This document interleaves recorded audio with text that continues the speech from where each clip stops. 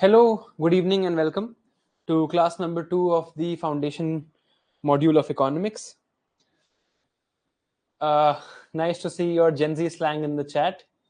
Naam nahi lunga, the person who was doing it. You write one more slang message and I'll block you. Okay, this is a serious discussion. Of course, I also enjoy it, but अगर class mute है इसका मतलब ये नहीं है that I cannot read your chat. ठीक है, थोड़ा सा serious discussion करते हैं. आपको time दूंगा मैं पूरे मजे लेने के. Don't worry about it. है ना? Very good evening to all of you. Hope you're all doing well. Good evening.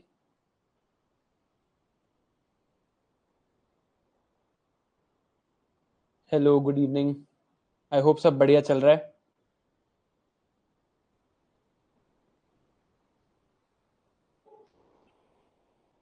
Today is actually a pretty important class since we are going to understand this concept called मैं भी पढ़ाना start नहीं कर रहा हूँ I start only at 4:30 we are going to understand this concept today this has been asked twice in CAPF prelims and in 2020 means this was asked, so this is fairly important. Aryan physics optional वालों से बाद में मिल लेना, पहले economy तो पढ़ ले.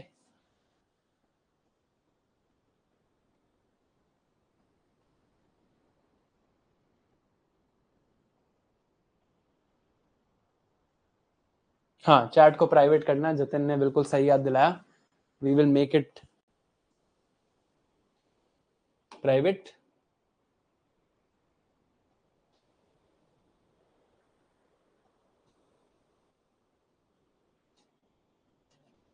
Just give me 1 second.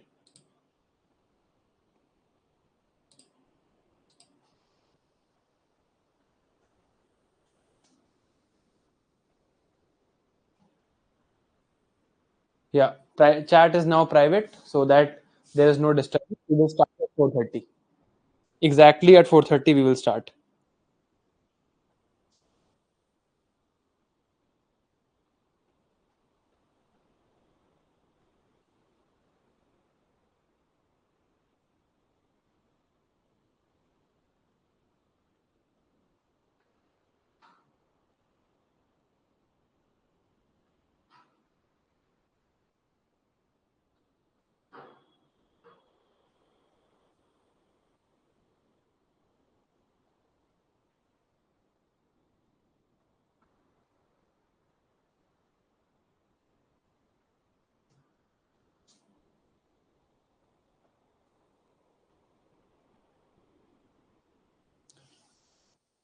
Okay, chalo, it is 4:30 now, so we will start now.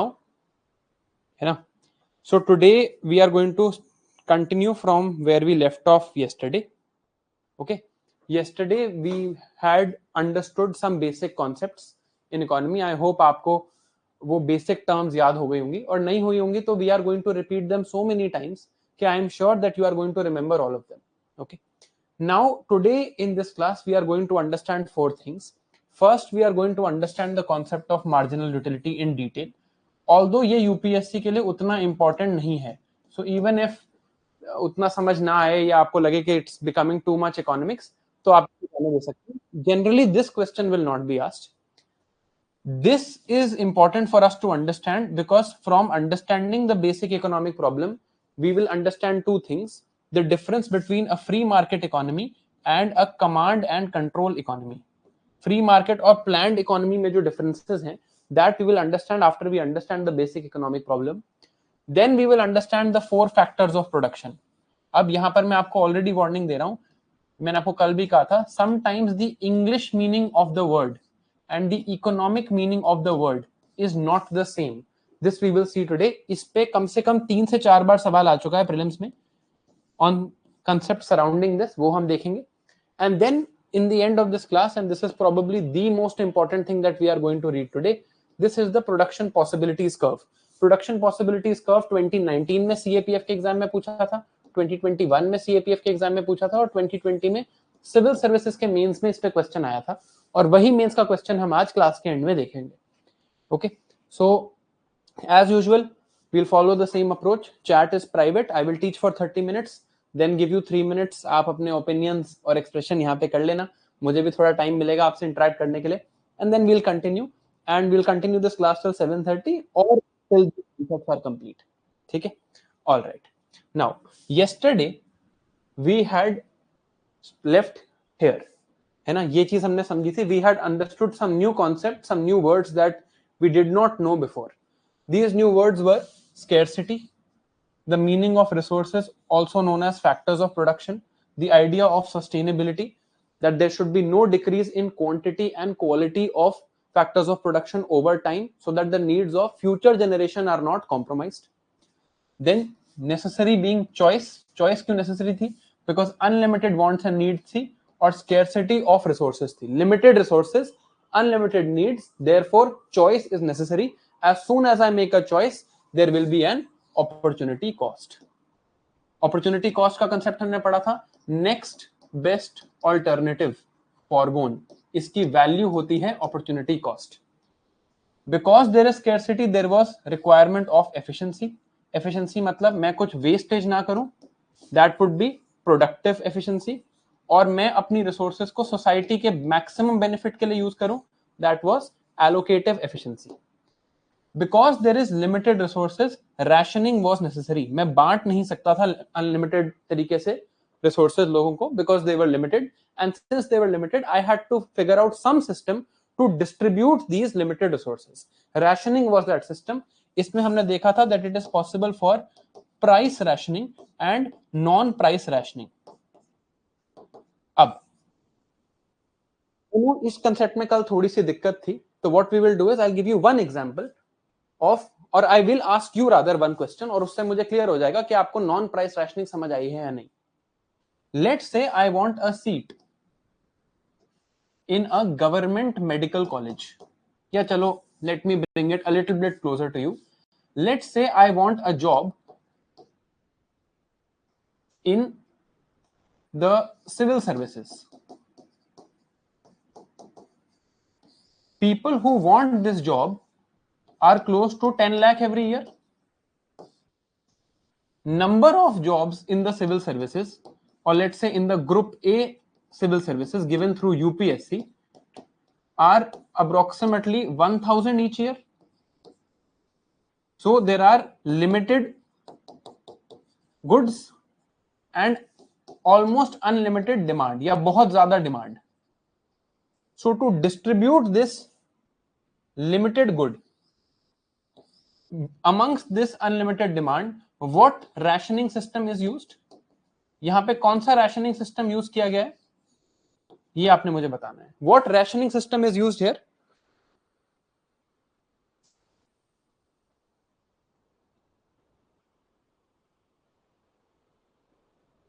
Good. Merit, marks, cut off, examination, कुछ भी कह सकते हो.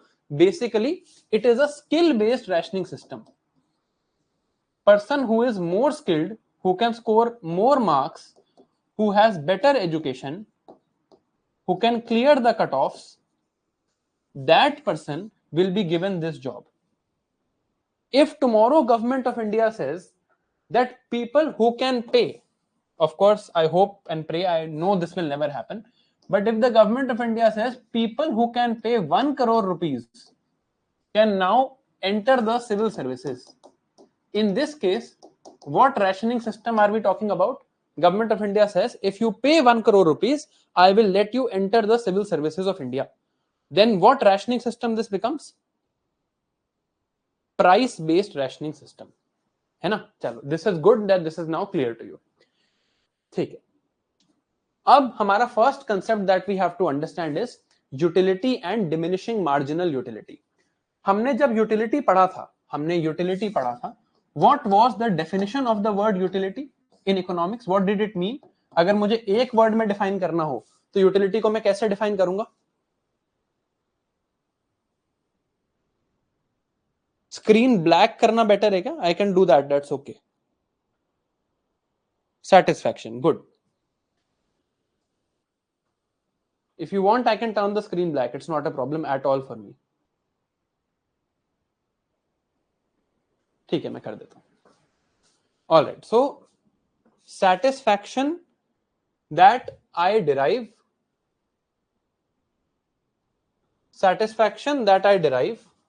from one consumption So if I am a consumer,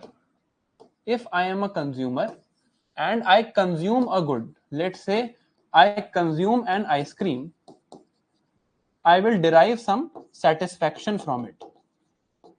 यही satisfaction मेरी utility थी. This was my utility. Correct?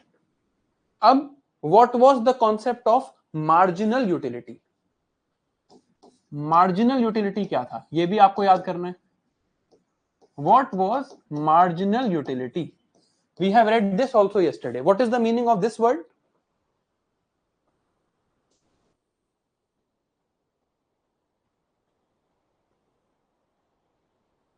Good. If I consume one additional unit, plus one, I had first scoop of ice cream, I felt some happiness. I had second scoop of ice cream. ये जो plus one करके मुझे happiness milli, this was marginal utility of the second scoop of ice cream. Right? ये भी हमने कल पढ़ा था. This is also fairly clear, should not be a problem. Now, happiness measure करने का there is no method. You cannot measure happiness. It is difficult to measure happiness.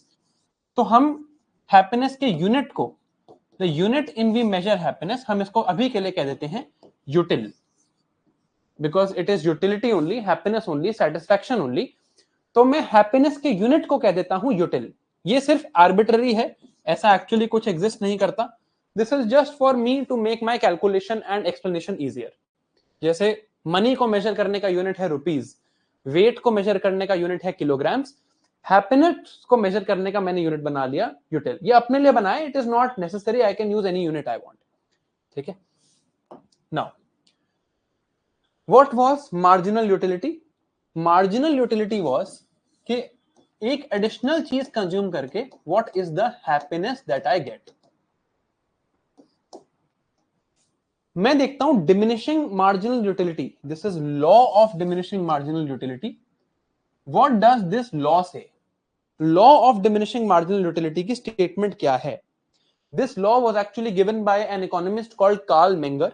नाम हमारे लिए बिल्कुल इंपॉर्टेंट नहीं है.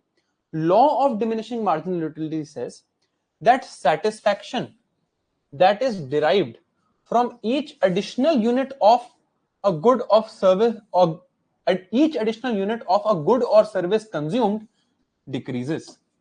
Satisfaction or happiness derived from each additional unit of a good or service consumed decreases. अब यहां पर हम आइसक्रीम का एग्जांपल देखते हैं. Firstly, I consumed one scoop of ice cream and I got 7 utils of happiness. After 2 scoops, my total utility, total, marginal नहीं है ये, total was 12 units.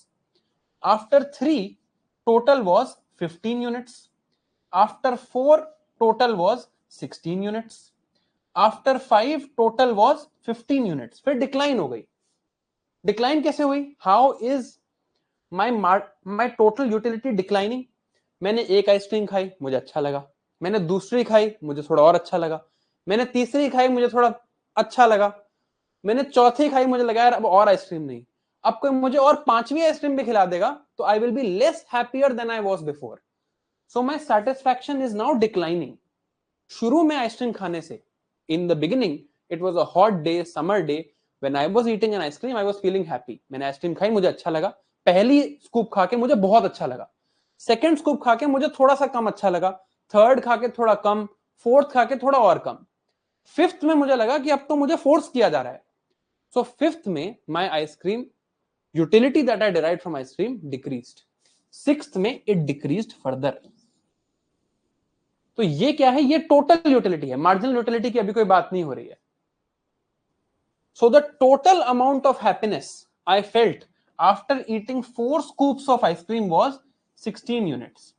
So if I eat 4 scoops of ice cream, I feel 16 units or utils of happiness. If I eat 2 scoops of ice cream, I get 7 utils or units of happiness. If I eat only, 2 scoops pe I get 12 utils of happiness. If I eat only 1 scoop of ice cream, I get 7 utils of happiness.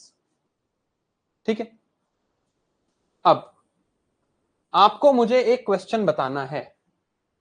What is the marginal utility of the third scoop of ice cream? ये आपने मुझे answer देना है chat में. What is the marginal utility of the third scoop of ice cream? Third scoop से, तीसरे scoop से मुझे कितनी खुशी मिल रही है? Very good, it is 3. Marginal utility of third scoop of ice cream can be seen here. It is +3.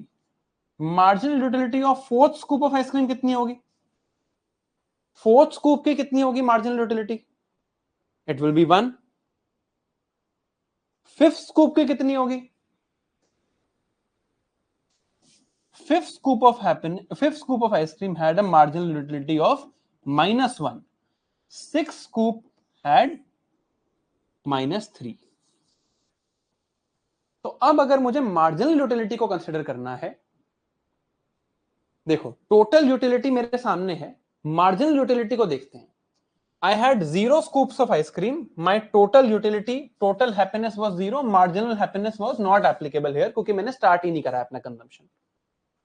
जब मैंने पहला स्कूप ऑफ आइसक्रीम खाया at +1, my extra utility gained is from 0 to 7 units. Then I had another +1. Total utility became 12. Marginal utility became 5. I had another +1. Total utility became 15. Marginal utility became 3. I had another +1. Total utility became 16. Marginal utility became 1. Ab, till this point, from point of 0 ice creams till point of 4 scoops of ice cream, my total utility is increasing and my marginal utility is also increasing. और ये बात logical भी है. अगर +1 करके utility बढ़ रही है तभी तो टोटल बढ़ेगा, राइट? जहां तक मेरी total utility is increasing, my marginal utility is at least positive. Marginal utility is decreasing, sorry about this, but marginal utility is positive. My marginal utility is positive. हर एक यूनिट का मेरे को पॉजिटिव मार्जिनल यूटिलिटी मिल रहा है. Decreasing हो सकता है, कम हो रहा है, पहले से 7 की खुशी थी, then 5, then 3, then 1. My marginal utility is decreasing, but it is still positive. इसके आगे देखते हैं. When I got to 5 scoops, when I did another +1, I got 15 as my total utility. Then I got to 6 scoops. I consumed another scoop of ice cream. My total utility became 12. Marginal utility यहां क्या बनी? -1. यहां क्या बनी? -3. So when my total utility starts decreasing, my marginal utility becomes negative. Till my total utility was increasing up to 4 scoops, total utility increasing, marginal utility was positive, but over time कम होती जा रही थी. आगे चल के total utility starts decreasing, marginal utility becomes negative. Is this clear? ये दो बातें क्लियर हैं क्या?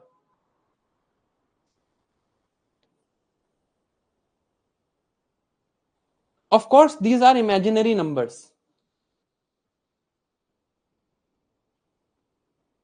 ये imaginary numbers ही हैं because there is no way to measure happiness. How can I say कि मुझे अच्छा फील हो रहा है, कितना अच्छा फील हो रहा है? I can't possibly say this, but over time I can see.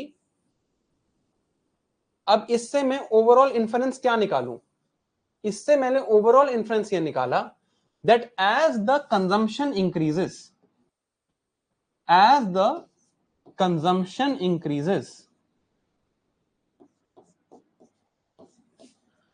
the marginal utility starts decreasing. And exactly this statement, with each additional unit consumed, marginal utility decreases. This is the law of diminishing marginal utility. And ये आप देखोगे कि almost universally हमारी life में भी ये चीजें valid हैं, राइट? अब यहां पर एक तीसरा कंसेप्ट इंट्रोड्यूस करते हैं कॉल्ड एवरेज यूटिलिटी. मैं चाहता हूं आप एक बार खुद से कैलकुलेट करो.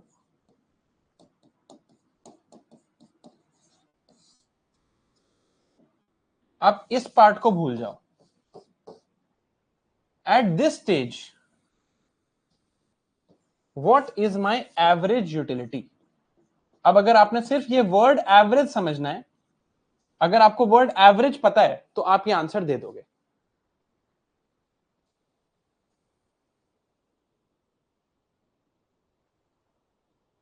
Good, it is 4. कोई डाउट्स पूछ रहा था कि यूटिलिटी डिक्रीज क्यों हो रही है. After a point, if I keep feeding you ice cream for example, after a point you will feel less happiness than you were feeling earlier. आपको लगेगा मुझे फोर्स फीड किया जा रहा है, right. Goods don't give you happiness in perpetuity. If I have 1 car, I'll feel happy. 2, I'll feel happy. 3, I'll feel happy. 4 के बाद मुझे लगेगा यार मेंटेनेंस में ही मेरा तो सारा टाइम चला जाता है, right? Of course, this is imaginary. This depends on you. You might keep feeling more utility till 100 scoops also. But this is for an average person जिसको डायबिटीज नहीं है. Because यहाँ पे डायबिटीज आ गया है, यहाँ पर हाइपरग्लाइसीमिया हो गया है, यहाँ पर ऑलमोस्ट हार्ट अटैक आने वाला है, right? So your overall happiness might decrease, right? Now, at this stage,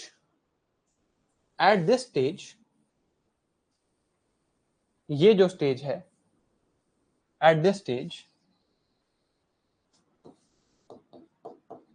average utility is defined as, किसी भी चीज की एवरेज कैसे लेते हैं, total by number. So average is defined as total utility upon number of consumption. तो यहां पर मेरी एवरेज यूटिलिटी क्या आएगी, total utility is 16, total consumption number is 4, average utility is 4. And जिन्होंने 4 आंसर दिया था they are right.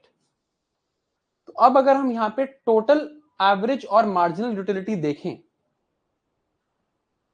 Quantity consumed was 0, total utility was 0, marginal utility was not relevant.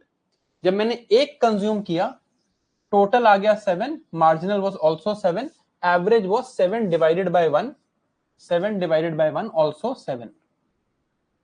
Second scoop consume किया, total हो गया 12, marginal हो गया 5, 12 divided by 2, average became 6.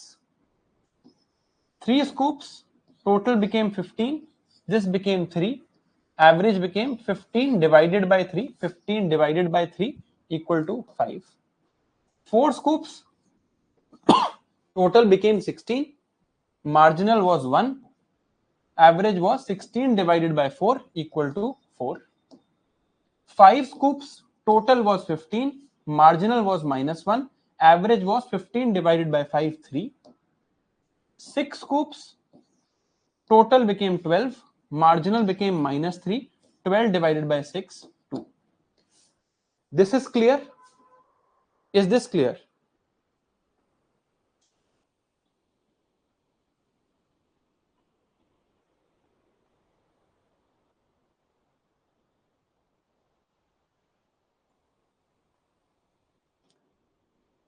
किसी ने एक बहुत ही इंटरेस्टिंग डाउट लिखा था कि sir I eat 3 chapatis every day and with every chapati consumption I feel more happy. ऐसा नहीं है, ये आपको लगता है. अगर आपको बहुत भूख लगी है तो पहली चपाती से आपको जो खुशी मिलेगी वो 5वीं चपाती से नहीं मिल सकती है. The first bite of food you have will always give you much more happiness if you are hungry than the last bite of food you have. Last आप कभी कभी छोड़ भी देते हो. आप अगर भूखे हो तो आप कभी पहला नहीं छोड़ पाओगे. And this is almost universally applicable, right?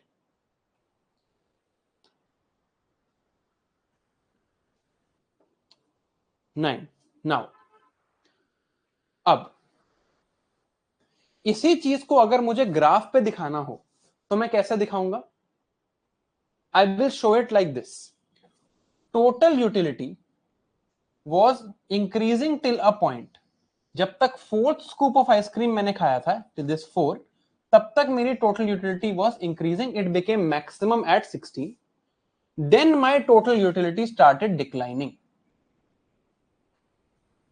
Marginal utility over time, पहले scoop पे कितनी थी? 7 थी. सेकंड स्कूप पे 5 थी।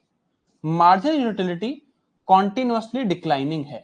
ये MU here represents marginal utility, TU represents total utility। मैंने कुछ नहीं किया है, मैंने बस इस चीज को इस सेम टेबल को I have put on a graph।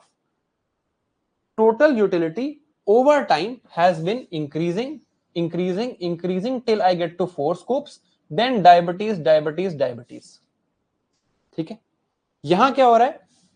The happiness I am getting from everyone, additional scoop I am feeling less happy, right?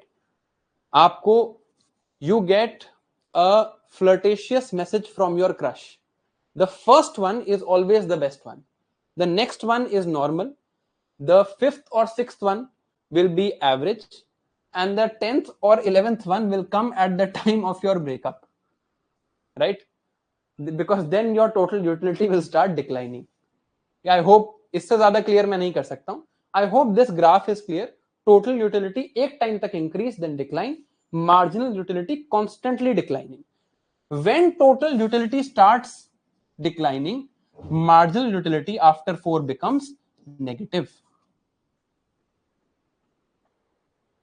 ठीक है, I hope this is clear। यहां तक क्लियर है?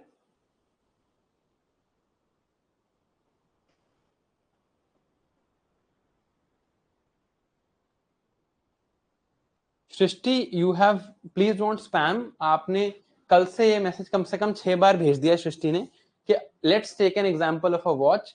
If someone is collecting a watch, won't they feel more happiness after every single watch collection? And it seems like she is also collecting messages in the chat, because this is the 6th or 7th time I have seen this message। ठीक है, now when you are collecting items, although मैं आपको ये दिखाने ही वाला था अभी, exceptions to the rule of marginal utility, the rule of diminishing marginal utility, and one exception is hobbies। For example, if you are collecting old coins the way Shrishti is collecting chat messages, if she will keep on collecting, she will feel even more happiness। मैं coins इकट्ठे करता हूं पुराने, मेरे पास अभी 100 coins हैं, मेरे पास जब 150 हो जाएंगे तो मैं हर नए कॉइन से मुझे ज्यादा खुशी मिलेगी। With every new coin I get, the greater my collection is, मुझे बहुत ज्यादा खुशी मिलेगी। For example, I am collecting subscribers on YouTube। The happiness that I get with each one subscriber increase is more than the previous one, right? जब 99,999 subscribers थे versus जब 1 lakh subscribers हुए तो मुझे बहुत ज्यादा खुशी मिली। So this is an exception to the law of diminishing marginal utility, although it is not completely true। ये completely true नहीं है। क्यों नहीं है ये true? Because I am not collecting the same item again and again। मैं same old coin को collect नहीं कर रहा हूं। वहां पर जब हम scoops of ice cream देख रहे थे, we were assuming that I am having the same scoop, 1 scoop of vanilla, then another scoop of vanilla, then another scoop of vanilla, then another scoop of vanilla। वो assume कर रहे थे। When I am collecting old coins, I am not collecting same Sher Shah Suri का coin over and over again। मैं हर बार एक नया item ढूंढ रहा हूं। So it is not an exact exception, but हम कह सकते हैं ये exemption है। Second exemption is that of a miser। अगर मान लो मुझे पैसे खर्च करना बिल्कुल पसंद नहीं है, I don't want to spend my money at all, then the more money I accumulate, the better I will feel। But even this is not a proper exception। Why is this not a proper exception? Because उस money से technically कुछ भी खरीदा जा सकता है। Money is not a good or service। Money is a method to get a good or service। Law of diminishing marginal utility was on consumption of a good or service। Accumulating money is not consumption of good or service। You will only use this money to later consume goods and services। Third exemption is addiction। If I am an addict, I am a smoker, every one more cigarette gives me much more happiness। This can be said to be an exemption, but it is not actually an exemption, because यहां पर क्या नहीं हो रहा? There is no rational behavior। हमने ये बात करी थी that consumers want to maximize utility, producers want to maximize profit. But you can say that in cases of addiction, there is sometimes an exemption to the rule of diminishing marginal utility. Then you could say power. If I am a dictator, the more power I accumulate, the better I feel. That could be said to be an exemption of diminishing marginal utility, although this slide is absolutely not important for any UPSC examination. ये पढ़ना आपके लिए बिल्कुल important नहीं है. Just for your doubts I am telling you this. ये बिल्कुल important नहीं है कि एग्जेम्पशंस क्या हैं. अगर आपको बस यहां तक समझ आ गया था, if this is clear to you, total, marginal and average, and if you were clear with all of this, I am sure इसके आगे जाने की जरूरत नहीं है.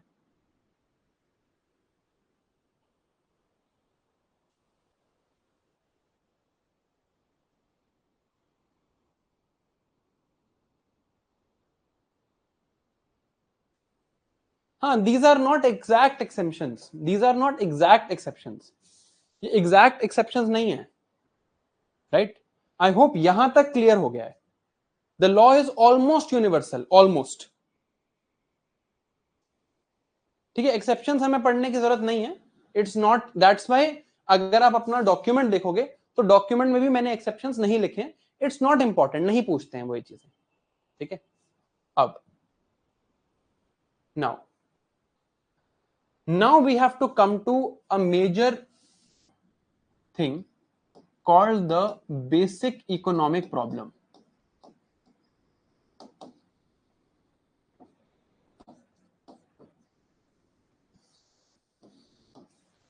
Basic economic problem हम पढ़ेंगे. It is exactly been 30 minutes since we started. Exactly 30 minutes हुए. तो मैं आप लोगों को 2 मिनट का टाइम देता हूं. आपको अपने आप को जितना फुली एक्सप्रेस करके अपनी फ्रस्ट्रेशन चैट में निकालनी है वो हम निकाल सकते हैं अब.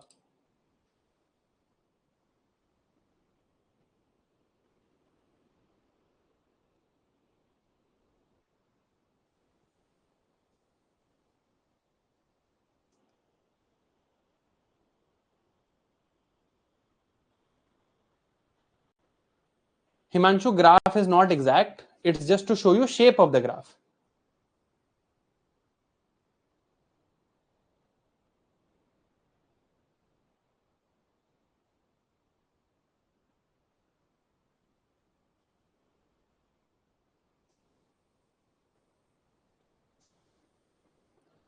ब्रेक का मतलब ये नहीं है कि तुम चैट में कुछ भी लिख लो.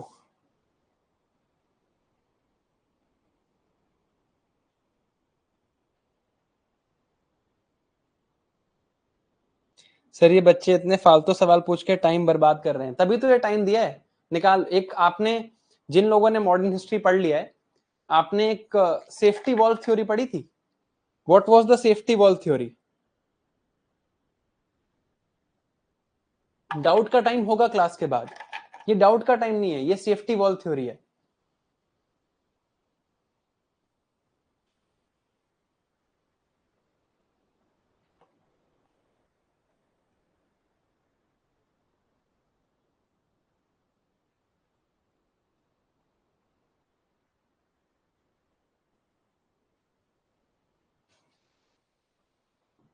ठीक है, दिस इज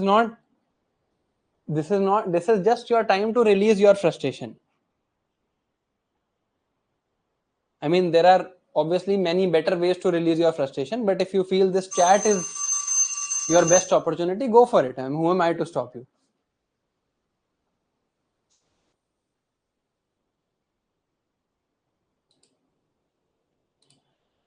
चलो, टाइम खत्म हो गया है. अब थोड़ी पढ़ाई की बातें है ना. फ्रस्ट्रेशन रिलीज कर ली है मैंने. I have become the AO Hume to your Indian National Congress. Doubts का टाइम क्लास के बाद होता है, अभी नहीं है. we'll start with this. चलो, लेट्स गो. हम क्या पढ़ रहे थे अभी तक? that there are scarce natural resources, or I can say there are scarce factors of production. In front of these scarce factors of production, there are unlimited wants and needs. In this situation, some important decisions need to be taken.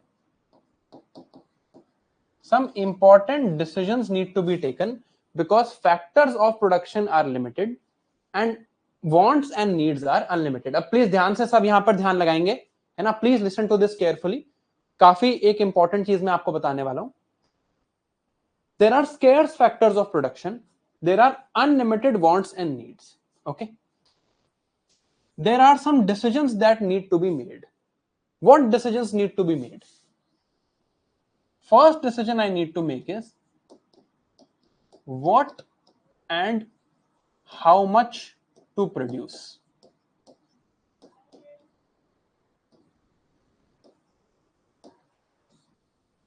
मेरे पास scarce natural resources हैं, मेरे पास unlimited wants and needs हैं. Now, if I make you the prime minister or president of this country, you need to decide what to produce. Should we produce wheat? Should we produce rice? Should we produce shirts? Or should we produce all of it? And how much to produce? What and how much to produce is my first question that I need to answer. Second question that I need to answer is how to produce. Let's say I decide I want to produce 1000 kg of wheat and 1000 shirts. Now, how do I produce them? Should I use technology? Should I use machines? Should I use labor? Should I build vertical factories or should I build horizontal factories? किस तरह से produce करना चाहिए? Should I use more land for wheat or should I grow vertical farms? Should I use more technology or should I use more humans? Should I do more investment or less investment? How to produce? Third important question is for whom to produce?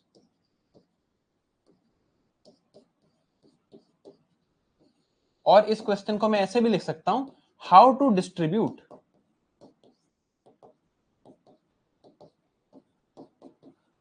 Obviously अगर मैं limited चीजों से production कर रहा हूं, I will obviously be producing only some limited items. यहां पर unlimited wants and needs हैं, तो इसको डिस्ट्रीब्यूट कैसे किया जाए? ये तीन क्वेश्चन समझ आए? What and how much to produce, how to produce and for whom to produce या फिर how to distribute. Are these three questions clear?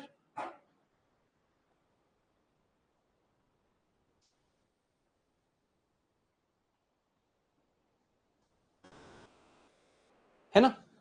Now, this set of three questions, ये जो तीन questions हैं, these three questions are actually the basic economic problem.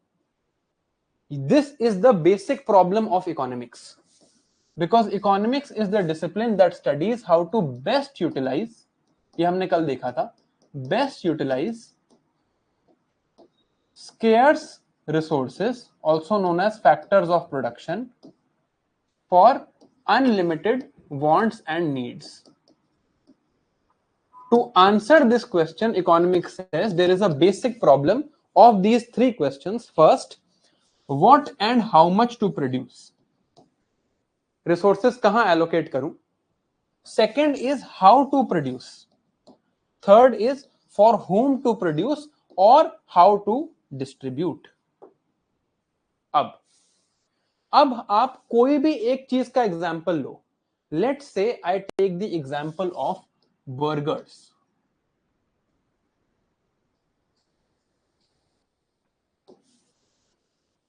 Burgers हम मान लेते हैं कि सिर्फ मैकडॉनल्ड्स में मिलते हैं, और let me take the quantity as McDonald burgers.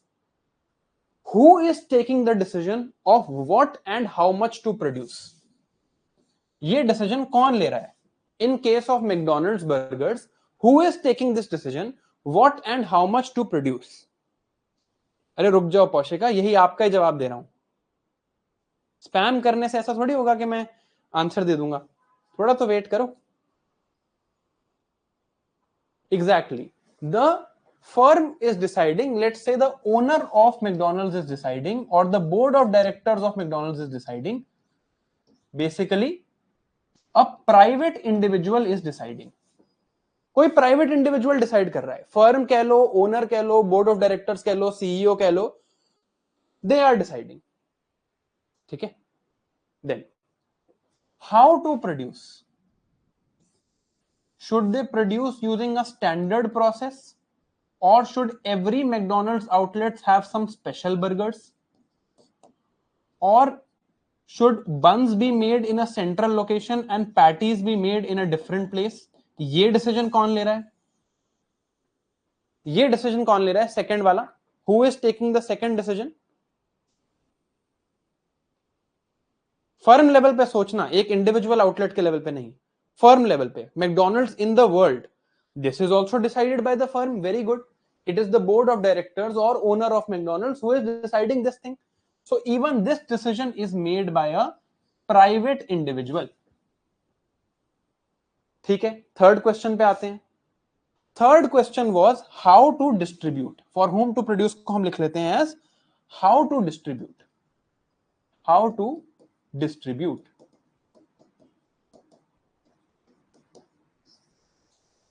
इसमें what is the decision that McDonald's took, ये डिसीजन भी मैकडॉनल्ड्स ने लिया है। क्या डिसीजन लिया है मैकडॉनल्ड्स ने अपने बर्गर्स को लेके?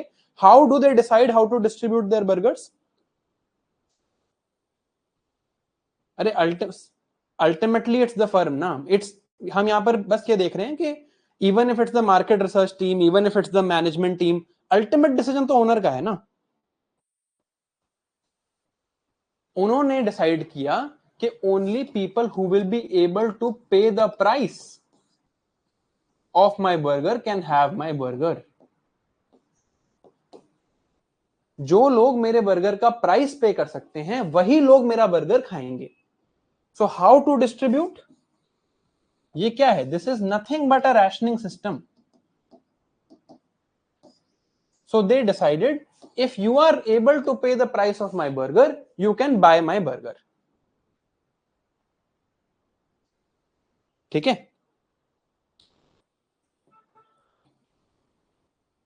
नहीं आप अभी डिमांड सप्लाई पे मत जाओ Vanshika, please don't go on that, will come to that. जो कंसेप्ट हमने इंट्रोड्यूस नहीं किए वो नहीं करेंगे। चैट में कोई लिख रहा है कि Marx will be offended. Marx तो I think after the collapse of USSR अगर वो जिंदा होते वो वैसे ही मर जाते, बट ठीक है, नॉट अ प्रॉब्लम, अब हो जाएंगे वो ऑफेंड मेरे से, ठीक है। एनीवे, सो ये देखो, ये decision what and how much to produce, this was taken by a private individual. How to produce, taken by private individual. For whom to produce, on the basis of price rationing. whoever can pay they will get my burger. I will distribute as per people's ability to pay. Second thing, let us look at Indian government education services. Indian government gives some education services, let's say higher education services, या IIT education in the Indian Institution of Technology, Indian Institutes of Technology is also a service, right? This, a good or a service has to be produced.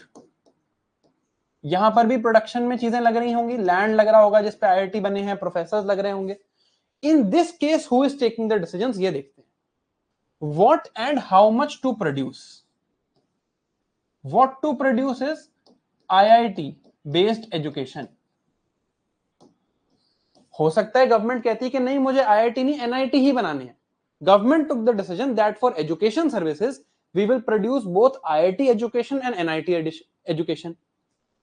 How much to produce, how many seats are going to be there, ये किसने decide किया? Who took this decision? In this case this decision was taken by the government. how to produce, how will these services be delivered? Will they have AI based education or will they have labor based education? How am I going to produce my education service? This decision was also taken by government.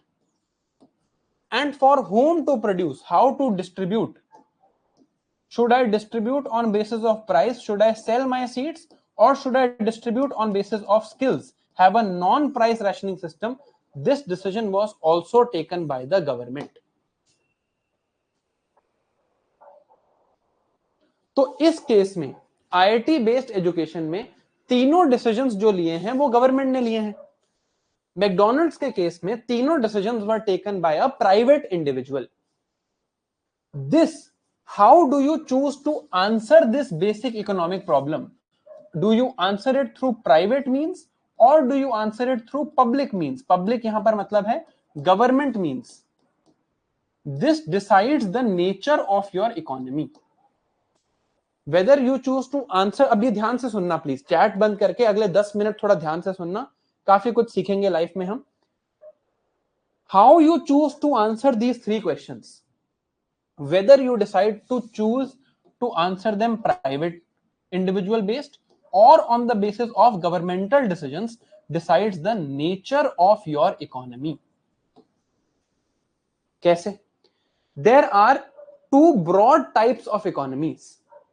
There are two ways to answer these questions. One is a free market economy. ये नाम सुना होगा आपने. Free market economy, capitalist economy, libertarian economy.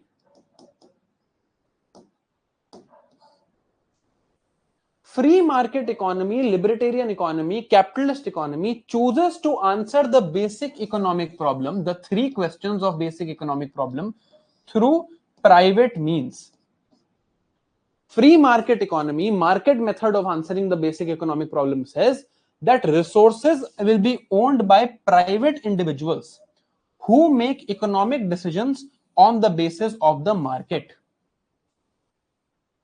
Private individuals will own the resources.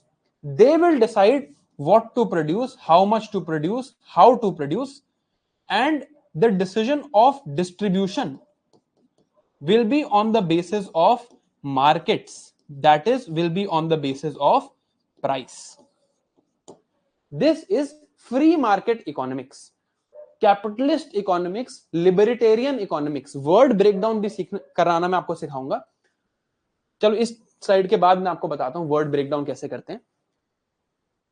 Basic economic problem का एक तरीका है कि प्राइवेट पीपल विल डिसाइड, उनके हाथों में छोड़ दो, और डिस्ट्रीब्यूशन मार्केट के बेसिस पे होगा, प्राइस के बेसिस पे होगा. The second way to answer this question is command and control method, planned economy, socialist economy, government based economy, planned economy, command and control economy. इस केस में क्या होगा? Resources are owned by the government and it will make economic decisions on the basis of commands. It will command the economy to do something. जैसे IIT education में government ने command किया कि there will be 10,000 seats in IITs. IITs will be placed in these cities. IITs will be given to those people who have the maximum skills. Government decides, rather an authority will decide. Individual is not deciding, and central authority is deciding. Central authority is planning. This is private individuals deciding. जैसे McDonald's का owner was a private individual, यहां पर command is given by a central authority. Central authority ने command दिया and it decides to answer the basic economic problem, the three questions of the basic economic problem on the basis of planning. whereas in this case it is answered freely depending on the will of the individuals and the market. ये बात clear है क्या?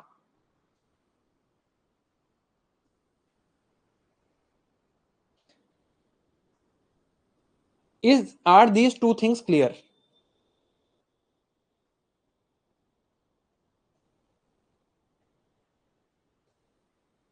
अब clear है तो एक question का जवाब दे दो। आंसर दिस क्वेश्चन, या चलो पहले आपको थोड़ा पढ़ा देते हैं। जब हम मार्केट इकोनॉमी या फ्री मार्केट इकोनॉमी या कैपिटलिस्ट इकोनॉमी को डिफरेंशिएट करते हैं from command and control economy या प्लान्ड इकोनॉमी या socialist economy, and this is by the way mind you not communist economy. Communism and socialism में बहुत फर्क है, उसकी बात मैं करूंगा कभी अलग से आपसे। सोशलिस्ट इकोनॉमी और प्लान्ड इकोनॉमी और command and control economy, there are three major differences. पहला डिफरेंस है रिसोर्स ओनरशिप का। मैकडॉनल्ड्स के केस में the resources were owned by a private person, land उसके हाथ में, बर्गर्स के जो व्हीट वगैरह उग रहा था वो खुद ओन करता था, उसने या तो प्रोक्योर किया था, बाय किया था, he owns it, he decides.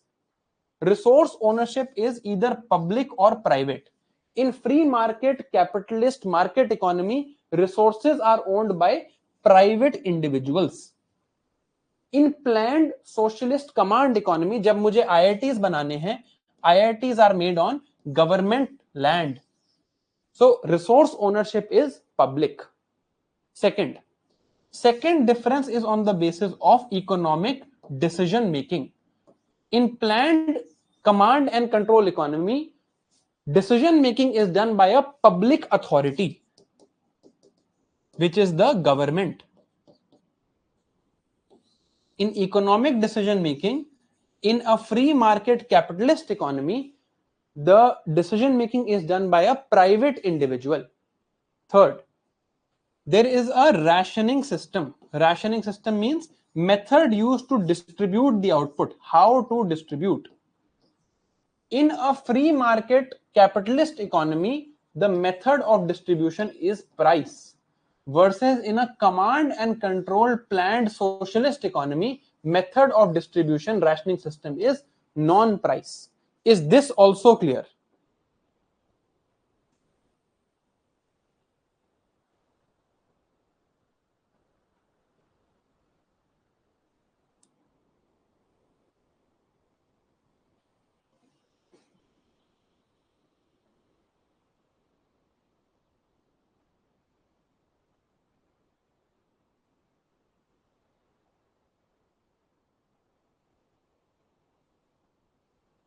देखो, कई लोग रिपीट करने को कह रहे हैं, it's not that difficult to understand. There was a basic economic problem. उस बेसिक इकोनॉमिक प्रॉब्लम, अगर मैं कहूं there is a basic economic problem, उस बेसिक इकोनॉमिक प्रॉब्लम में तीन क्वेश्चंस थे। उसे आंसर करने का एक तरीका था मार्केट बेस्ड, एक तरीका था command and control based. Market based में resources will be owned by private people, economic decision making, how to produce, how much to produce, what to produce, will be done by private people, and distribution rationing will be done on the basis of price. अगर मैं command and control economy देखूं, same तीन questions को answer करने के लिए government is at the forefront. यहां पर resources will be owned by the government, economic decision making will be done by the government, and the way of distribution will be non price. जैसे अब अगर आपको इसमें डाउट है, you can think about the McDonald's example. McDonald's is operating on the basis of a market economy. McDonald's कहता है मैं अपना लैंड और बर्गर्स ओन करता हूं, I will decide how to produce them and I will distribute them on the basis of people who can pay price. Government कहती है I own public land, I made the economic decision of using that limited public land to generate IIT based education services, कि इस land पे IITs बनाने हैं, ये economic decision government ने लिया, and I will decide to ration them और distribute them on the basis of non price methods, skills के बेसिस पे, जिसने आंसर बेटर दिए टेस्ट में उसके बेसिस पे। This is the main difference. Now the question for you is India a free market economy or a planned economy?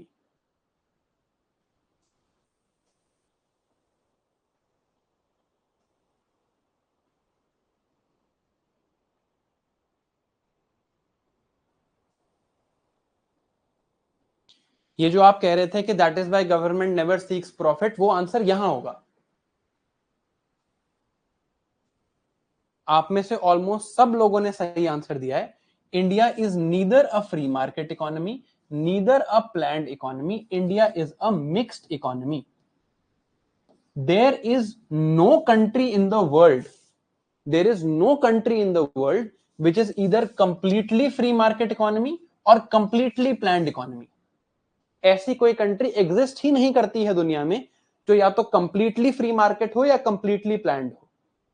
Mixed economy means that both systems are prevalent. In some places, decisions are made by private individuals, private ownership of resources is there, and these things are available on the basis of price. In some places, resources are owned by government, decisions are made by government, and these things are available on the basis of non-price.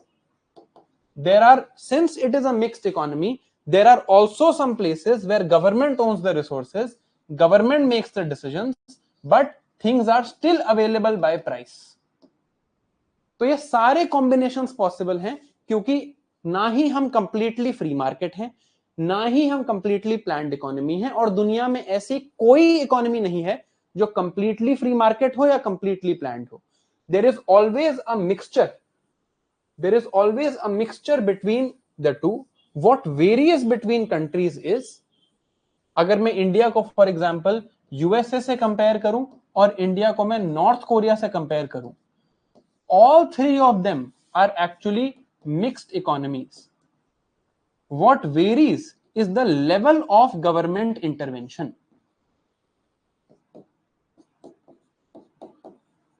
किस level पे government involve है economy में, वो matter करता है। For example, आप लोगों ने 1991 एलपीजी रिफॉर्म्स के बारे में पढ़ा है? हैव यू रेड अबाउट और heard about 1991 LPG reforms? Although we will read this when the time comes, but आपने 1991 एलपीजी रिफॉर्म्स में पढ़ा है, right? Before 1991 LPG reforms, India was a more planned economy.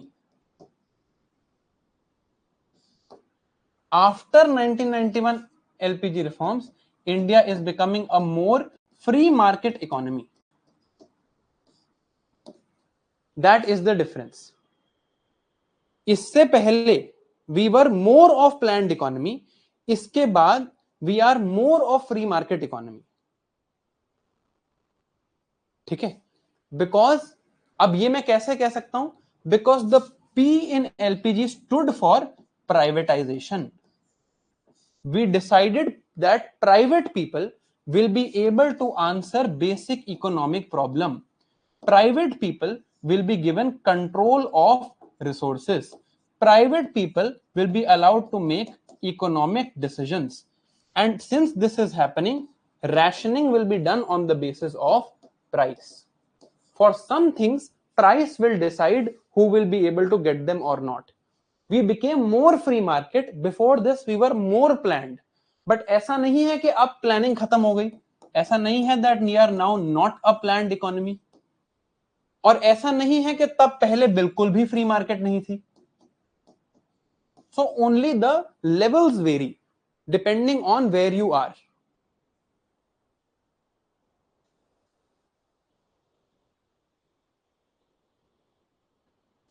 देखो, आपको मैंने क्या बताया था? Somebody is asking in the chat, which one of these is better? In economics, we will not make value judgments. हम वैल्यू जजमेंट्स नहीं लेंगे कि प्लान्ड इकोनॉमी इज बेटर और capitalist economy is better. There are disadvantages of both जो मैं आपको पढ़ाऊंगा, right? There are some problems in a planned economy, there are some problems in a capitalist economy, but we will not take value judgments here. हम यहां पर value judgments नहीं लेंगे. ठीक है? नाउ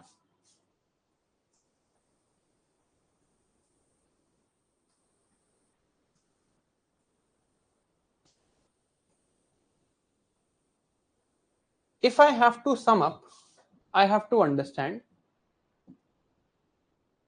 ये टेबल जरा आप देखो, read this table for 1 minute to understand what is being talked about here. Read this table and understand what is happening. If it is a free market economy, free market economy में क्या है? Private sector has resource ownership. Private sector has economic decision making. Price rationing is done, मतलब distribution is done on the basis of price.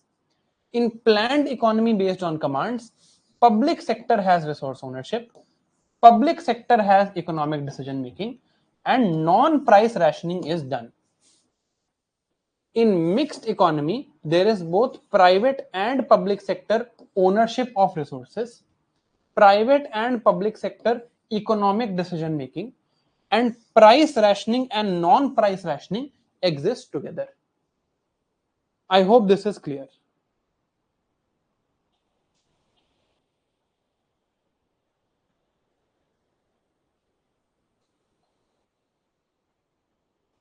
Shruti, how are seats of an IIT distributed is non-price rationing.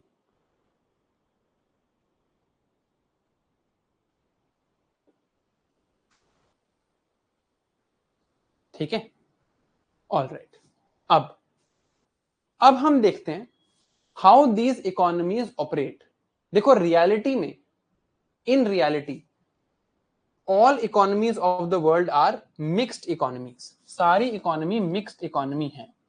That means they have elements of both market based and elements of both planned economy. इन दोनों के elements हैं दोनों में, because all economies are almost mixed economies. अब हम यहां पे समझते हैं कि फ्री मार्केट इकोनॉमी में अगर मान लीजिए एग्जाम्पल के तौर पे there was some economy that was completely free market economy, how it would work. In a free market economy, who decides whether you get something or not? Price decides. Distribution is on the basis of price. For whom to produce? For whom to produce? This answer is whoever has the money to pay for it on the basis of price. In a free market economy, private people own resources, private people make economic decisions, and production is in private hands. So in a private economy, what happens is you have, for example, you own land and I own land. I have some people I have employed, you have some people you have employed, you have some machines, I have some machines. It is my choice how much to produce, what to produce, and how to produce. मेरी choice है. I decide what to produce, you decide what to produce. Every individual will decide what they want to produce. Every individual will decide what they want to pay for. मेरे पास पैसे हैं, मुझे ये good पसंद आता है, I will pay for this. अगर मुझे कोई और गुड पसंद आता है, I will pay for something else. So all of it is left free. And this is what I wanted to tell you in word breakdown. All of it is left free to the market. Market की definition क्या होती है? Places where, it's a place where consumers and producers meet. Producers will decide what to produce, consumers will decide what to consume. मेरे पास पैसे हैं, जो मेरा मन करेगा मैं वो लूंगा. आपके पास प्रोडक्शन के फैक्टर्स हैं, आपके पास रिसोर्सेज हैं, you produce whatever you want to, you decide. It is completely in your hands, it is completely in my hands. In this situation, we have already read consumers will maximize their utility. हमने ये बात करी थी, consumers को इस situation में क्या चाहिए?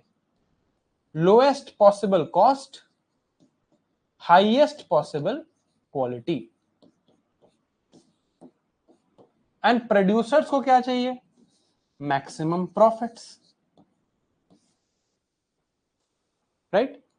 इस केस में कंज्यूमर्स चाहते हैं मैक्सिमम यूटिलिटी, ये बात हम देख चुके हैं। प्रोड्यूसर्स चाहते हैं मैक्सिमम प्रॉफिट्स। अब यहां पर हम एक बहुत ही इंपॉर्टेंट इकोनॉमिक कंसेप्ट पढ़ेंगे called the invisible hand of the market. ये देखते हैं क्या है। Let's understand this. Let's say there is an economy. In this economy, there are only two things that are produced. अब प्लीज ध्यान से सुनना, इसके बाद मैं आपको एक ब्रेक दे दूंगा छोटा सा। There are two things that are produced. One are volleyballs. एक चीज प्रोड्यूस होती है वॉलीबॉल्स, एक चीज प्रोड्यूस होती है फुटबॉल्स। इस इकोनॉमी में दो ही चीज प्रोड्यूस होती हैं, वॉलीबॉल्स एंड फुटबॉल्स। प्रोड्यूसर्स, जो प्रोड्यूसर्स हैं वो या तो वॉलीबॉल प्रोड्यूस करते हैं या फुटबॉल प्रोड्यूस करते हैं या दोनों का कोई मिक्स प्रोड्यूस करते हैं। कंज्यूमर के पास भी दो ही ऑप्शन है, या तो वॉलीबॉल खरीदो या फुटबॉल खरीदो, राइट। हम ये अज्यूम कर रहे हैं कि वॉलीबॉल और football are both equally profitable for the producer to make. बात समझ आई? एक इकोनॉमी है, उसमें प्रोड्यूसर चाहे तो वॉलीबॉल बना ले, चाहे तो फुटबॉल बना ले। कंज्यूमर चाहे तो वॉलीबॉल खरीद ले, चाहे तो फुटबॉल खरीद ले, and both of them are equally profitable for the producer to make. यहां तक क्लियर है? Is this concept clear? This idea clear?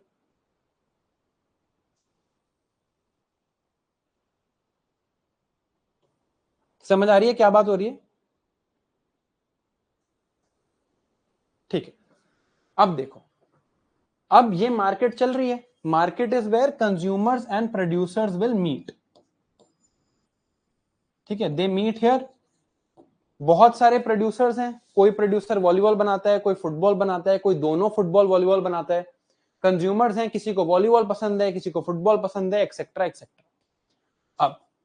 अब इस सिनेरियो में एक छोटा सा चेंज आ गया। अभी इस टाइम पे वॉलीबॉल और फुटबॉल इक्वली प्रॉफिटेबल है। मैं एक वॉलीबॉल बेचूं मुझे उतना फायदा, मैं एक फुटबॉल बेचूं मुझे उतना ही फायदा। अब एक situation I that the FIFA world cup started.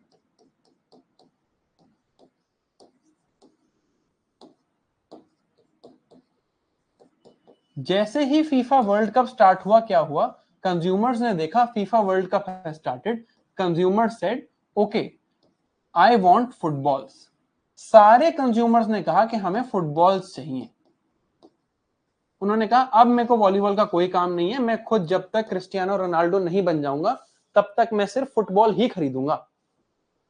So as soon as the world cup started, consumers said we only want footballs, या most of the consumers said we want footballs. अब यहां पर क्या हुआ? Now consumers are demanding that I want footballs. तो अब जरा market के अंदर जाके देखते हैं क्या होगा। बहुत सारे कंज्यूमर्स हैं, सारे कंज्यूमर्स आए मार्केट में और सबको सिर्फ फुटबॉल ही चाहिए, किसी को भी वॉलीबॉल नहीं चाहिए, right. Now you are a shop owner. आप शॉप पे बैठे हो, आपकी शॉप में there are 10 footballs, there are 10 volleyballs. आपको रोज 10 फुटबॉल प्रोड्यूस करते हो, 10 वॉलीबॉल प्रोड्यूस करते हो और अपनी शॉप में लेके आ जाते हो। आप देख रहे हो कि पिछले 2 महीने से सिर्फ फुटबॉल ही बिक रही हैं, वॉलीबॉल नहीं बिक रही। और फुटबॉल सुबह पहले 10 घंटे, पहले 10 मिनट में ही सारी फुटबॉल बिक जाती हैं। In the first 10 minutes all footballs are sold. तो आप क्या करोगे? You are at this moment a producer, you are a producer, your job is to maximize your profit. तो आप क्या कहोगे? आप कहोगे यार फुटबॉल बिक रही है ना, सबको फुटबॉल चाहिए। At this moment the cost of a volleyball is ₹100, the cost of a football is ₹100। You being a producer decide सबको फुटबॉल चाहिए, I will increase the cost from ₹100 to ₹150। आपने फुटबॉल का प्राइस बढ़ा दिया. You said I will increase the price, सबको चाहिए, ये लोग तो ज्यादा प्राइस पे भी खरीद लेंगे. And you decided that nobody wants volleyballs, but मुझे तो अपना माल बेचना है. If it is lying there in the shop, what's the point? तो आपने कहा वॉलीबॉल का जो प्राइस है वो ₹100 से कम करके ₹50 कर देते हैं. Now let's assume that the cost of making them was the same. Cost of making a football was ₹40. Cost of making a volleyball was ₹40. After FIFA World Cup, you are selling footballs for 150 and volleyballs for 50. तो अब football पे कितना profit हो रहा है? ₹110. Volleyball पे कितना profit हो रहा है? सिर्फ ₹10. तो as a producer in this scenario, what more would you want to produce? आप ज्यादा क्या प्रोड्यूस करना चाहोगे? Would you want to produce more footballs और would you want to produce more volleyballs in this scenario?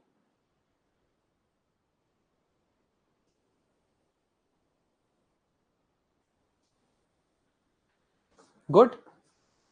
So now as a producer, you have decided, as a producer, you have made the decision that I want to produce less volleyballs and I want to produce more footballs. Correct?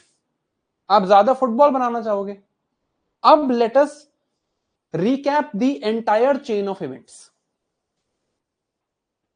There was an equal quality. अब ध्यान से सुनना. अब देखो, this is what is self-writing system. This is the invisible hand of the market.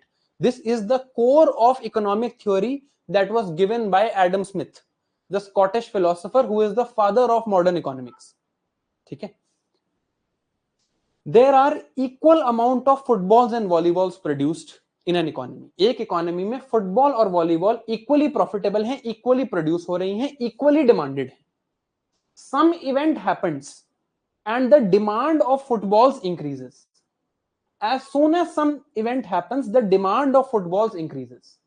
Because of the increase in the demand of footballs, some further events happen. Price बढ़ा, profitability बढ़ी, etc. And ultimately what happened? The production of footballs also increased. So the demand, consumers wanted more footballs because footballs would give them more utility. Because world cup के पास football use करके उन्हें ज्यादा खुशी मिल रही थी. As a result of a few events, producers automatically started producing more footballs because it would give them more profit.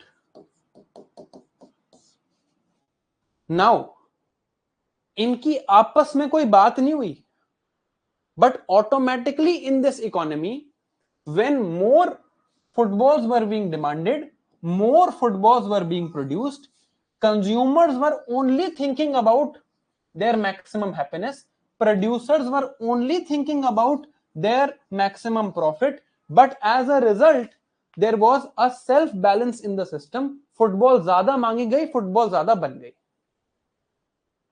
This is a self-writing system.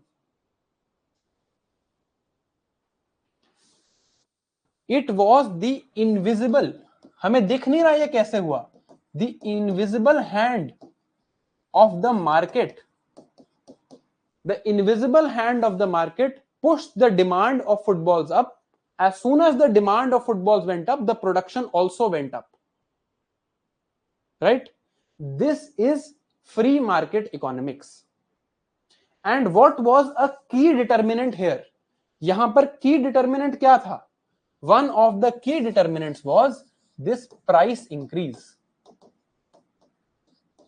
So in a free market economy, producers are free to produce what they want. Production यहां पर private hands में थी. किसी ने आपको ऊपर से तो नहीं बताया कि नहीं इतनी फुटबॉल प्रोड्यूस होंगी, इस लैंड पे तो फुटबॉल ही प्रोड्यूस होगी, इस लैंड पे तो वॉलीबॉल ही प्रोड्यूस होगी. You make the decision of production. The decision of production is left to private hands. Price decides. Consumers only want to maximize their happiness or utility. Producers only want to maximize their profits. But as a result of this, because of the market price, because of the role that market plays, the system is self-writing. There is an invisible hand of the market that will ensure that there is more demand, so there will be more production. If there is less demand, there will be less production. Is this clear?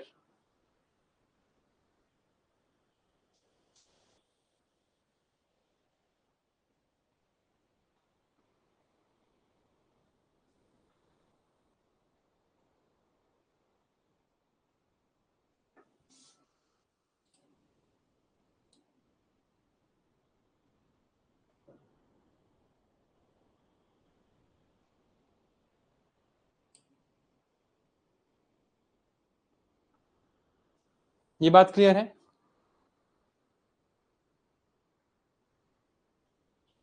नहीं नहीं, somebody is saying this happened because of the FIFA World Cup.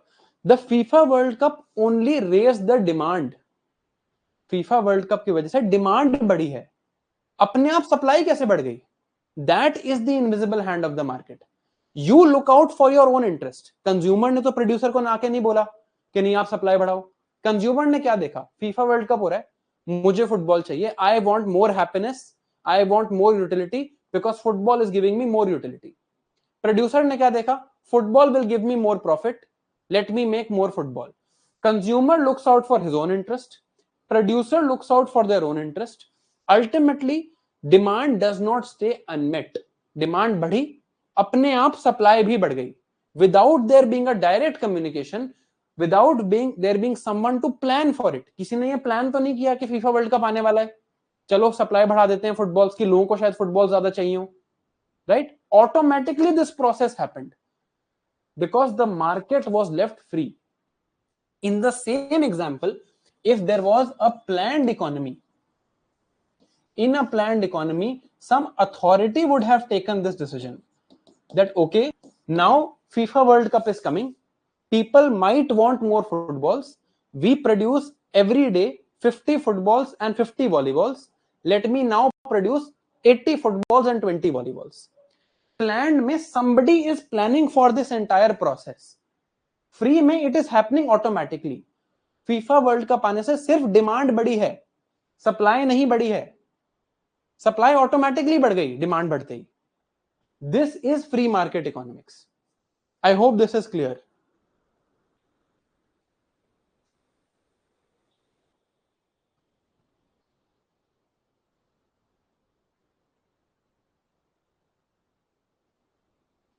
When there was covid, देखो covid आया, covid में क्या हुआ? There was a demand for mask, एकदम से mask की डिमांड बढ़ गई. शुरू में somebody planned, गवर्नमेंट ने लोगों को कहा नहीं आप मास्क बनाओ, आप मास्क बनाओ, हमारे हेल्थ केयर वर्कर्स को चाहिए, आप मास्क बनाओ. Then automatically lot of people started producing mask. बहुत सारी फैक्ट्रीज लग गई मास्क की, बहुत हर शॉप पे मास्क मिलने लग गया. ऑटोमेटिकली थोड़े टाइम बाद सप्लाई बढ़ गई. Right? That is the invisible hand of the market. Nobody told someone कि आप मास्क बनाओ, वो सिर्फ अपना इंटरेस्ट देखते रहे तो मास्क बन गया. Right? Now what happens in a planned economy? Planned economy में वहां पर जैसे प्राइस डिसाइड कर रहा था, यहां गवर्नमेंट डिसाइड करती है. गवर्नमेंट डिसाइड्स प्रोडक्शन कैसे होगी, गवर्नमेंट डिसाइड्स प्राइस क्या होगा, अगर प्राइस होगा भी या नहीं होगा, होगा तो कितना होगा. Government has the authority and it commands the economy. सब कुछ गवर्नमेंट कंट्रोल करती है. गवर्नमेंट कहती है हम डिसाइड करेंगे फुटबॉल है या वॉलीबॉल बननी है, we will decide, we are going to set it. अब आपको यहां सेट प्राइसेस से कंफ्यूजन हो रहा होगा. This will be solved when we understand the topic of market equilibrium. Cost, price, the price which is visible to you and market price, ये सारी same चीजें नहीं है. ये हमें तब समझ आएगा जब हम मार्केट इक्विलिब्रियम पढ़ेंगे. अभी के लिए इसको होल्ड करना, अभी आप इसको इग्नोर कर दो अभी के लिए. When we read market equilibrium, this will be clear to you. But in the same example, FIFA World Cup came, the Prime Minister of the country says, now my factories will produce 80 footballs and 20 volleyballs because FIFA World Cup aane wala hai. That would be a planned economy because somebody is planning for all of these exigencies to happen. It is not happening automatically. ठीक है, अब आपके पास फिर से 2-3 minute हैं. 3 minute ले लो, चलो थक गए होगे.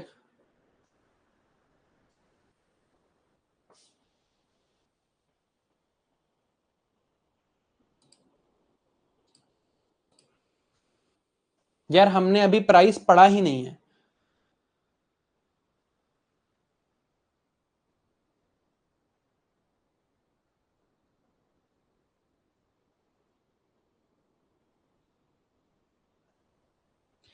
Sir, at the level of auction of mines by government rationing is prices or not? This is not what we are reading. आपको देखो यार, इस सब्जेक्ट को पढ़ते हुए the problem is there are a lot of things that are happening in the world around you that are very linked to the idea of economy. तो आपको बहुत सारे कैसे क्वेश्चंस आएंगे. We have to go sequentially. अब you will have to forget your previous knowledge. नहीं तो I will just keep answering these doubts.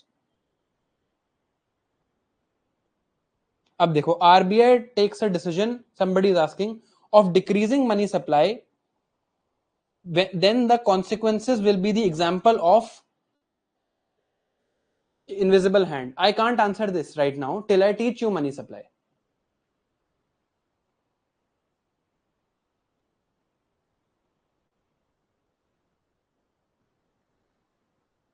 Kumari Pooja is asking, what is self-writing system? I just told you what is the self-writing system.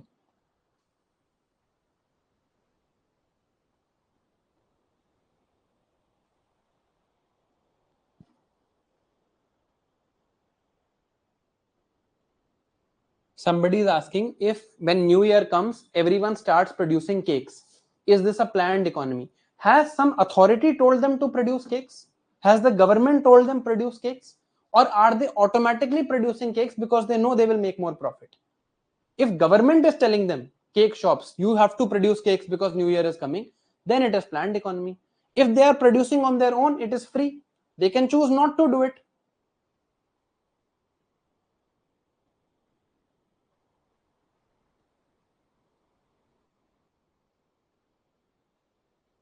We have not come to demand and supply yet.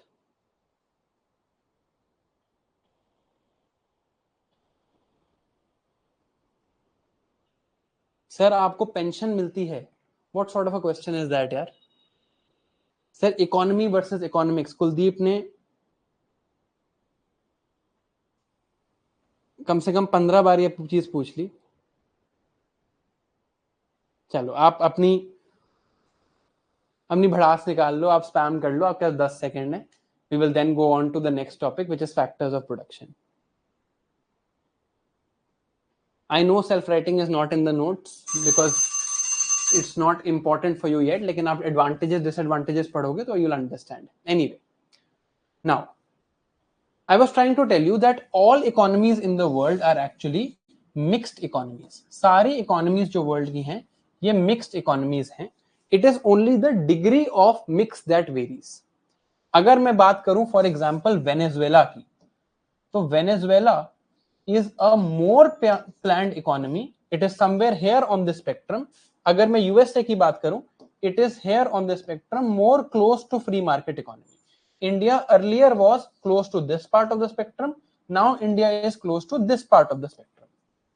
That is all it is. Okay, there is no completely free market economy. There is no completely planned economy. ठीक है? हाँ, chat private, sorry, भूल गया मैं.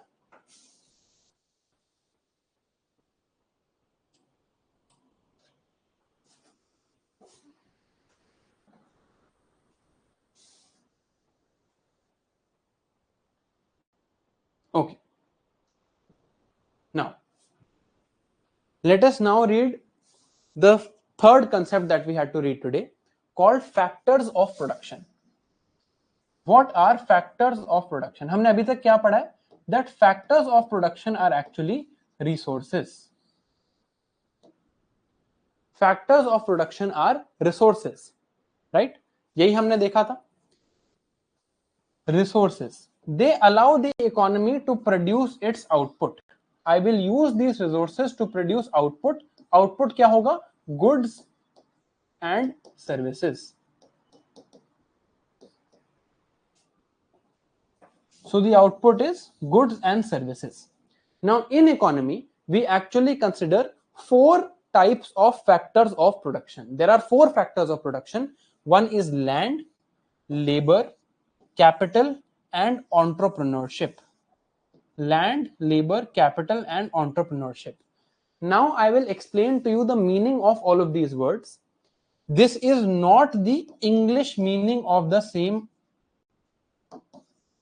ये English meaning नहीं है, ये बिल्कुल भी इंग्लिश मीनिंग नहीं है, ठीक है? All of these terms have a specific meaning. इन सारी टर्म्स का एक स्पेसिफिक मीनिंग है, that is the economic meaning. These are all resources or factors of production. एक इकोनॉमी में हम मानते हैं कि चार फैक्टर्स ऑफ प्रोडक्शन हैं. Using these four factors of production, you can produce goods and services. Now let us understand what this means. Land. Land includes everything that is land itself, everything that is growing over the land, everything that is found under land, everything that is found under the sea. Basically, all the natural resources that are available to us are seen in economy as land. Factor of production is land. So land itself, anything that grows on land, anything that is found under land, anything that is found in or under the sea, all the basic raw materials and all the cultivated materials are included in this factor of land. 90% of the people who even clear prelims do not know this fact. ये मैं पूछ के बता रहा हूं आपको, mains वाले बच्चों से मैंने पूछा था कि लैंड का मतलब क्या होता है फैक्टर्स ऑफ प्रोडक्शन में, तो उन्हें लगा कि लैंड मींस ओनली जमीन. ऐसा नहीं है. Land means all natural resources used in production, not limited to physical land. So it includes raw material like gold. Gold is found under the land. Coal is found under the land. Cultivated material like wheat, rice, natural resources. Resources found on or under the land like forest, minerals, in or under the sea. For example, oil reserves. All of these natural resources are counted as land. This is the first factor of production in economics called land. ठीक है? Second factor of production is labor. Labor is human work. Human work can be physical human work or intellectual or brain based human work. For example, right now I am doing both physical and intellectual labor. If you are listening to the class and absorbing everything, you are doing intellectual labor. If you are aimlessly spamming in the chat, you are doing unintellectual labor. ठीक है? This labor is the human factor of production. ये human factor of production है. Whatever humans are contributing in production is labor. For example, I am working here. Most of my work here is intellectual. I am using my brain. So in the production, whatever Sarthi IS is producing, in that I am contributing my intellectual labor.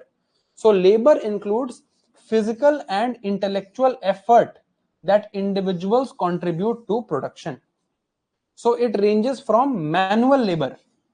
Manual labour मतलब जैसे waiters जो काम करते हैं. Intellectual labour जैसे artist, engineers, right?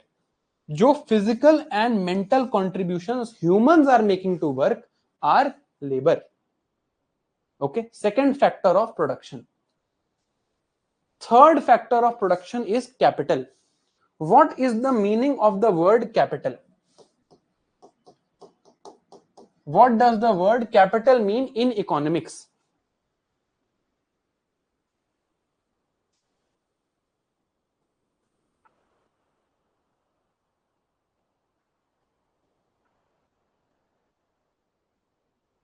मुझे यही उम्मीद थी आपसे. Capital, when I am talking of capital, it does not mean money. In economics, when I am talking of capital as factor of production, it does not mean money. When I am talking of capital in general in economics, this also does not mean money. ठीक है, मैंने इसीलिए इस factor of production में आपसे ये लिखवाया पहले. मुझे पता था ये चीज आपके दिमाग में है. Most people think like this because they don't read economics from basics. They will just read जो क्वेश्चन आते हैं उसका एक sort of derivation. Capital does not mean money. Capital का मतलब क्या होता है? Capital as a factor of production means tools, technologies, machinery, not money, equipment, anything that is human made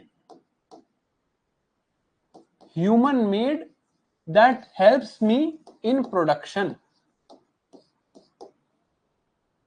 Capital includes tools, machinery, buildings used to produce goods and services, not money. Okay, it includes machinery, tools, equipment, buildings. It helps in increasing the productivity of land and labor.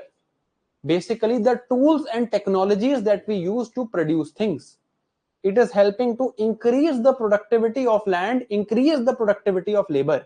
Earlier, I was an accountant. I was doing mental labor using my pen and paper. Then I got a laptop. Laptop has now increased my productivity. It is now, laptop here will be known as capital. Okay. Capital. Third factor of production, tools and technologies. Tools and technologies is capital. Fourth, entrepreneurship. What is the meaning of the word entrepreneurship? Entrepreneurship means your innovation and creativity, your management, your ability to organize the other three factors of production and take business risks. Entrepreneurship means there are other three factors. Natural चीजें हैं, land, humans हैं, labor, technology है, tools है, capital. I have to organize them in the best manner possible to get the highest output. That is innovation, creativity and management. वो है entrepreneurship. When I will open a business and I will organize the other three factors of production, then when I organize these other three factors of production, I will take a risk. What if there is no profit? What if there is a loss? So entrepreneurship is innovation, creativity, management, organization, and the ability to take business risks. This is entrepreneurship. Okay. Now, अब आपको मुझे बताना है, आपके सामने एक class चल रही है at a firm called Sarthi IS. I am currently in Rajinder Nagar office. ठीक है. What are we producing? We are producing educational services.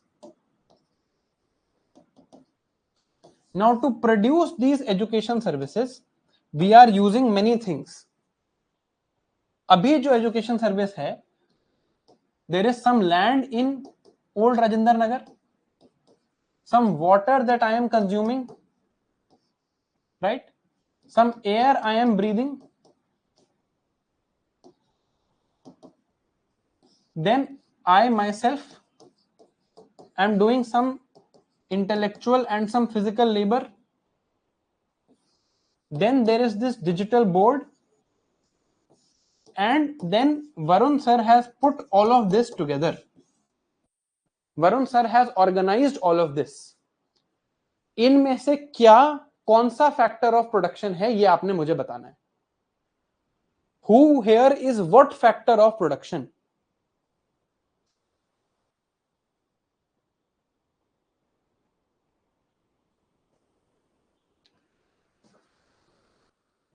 This is land.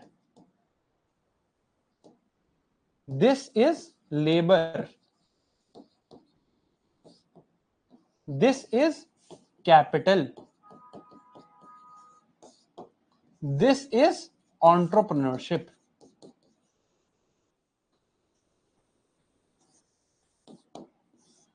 Is this clear?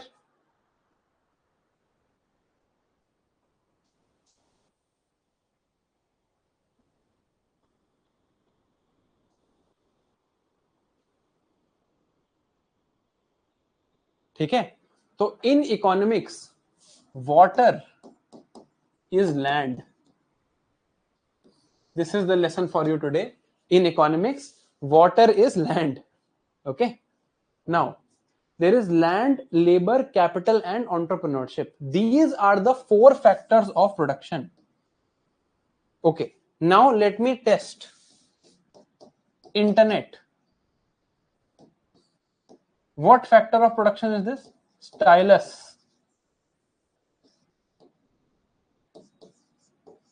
The person who sits here at the reception. क्या है ये?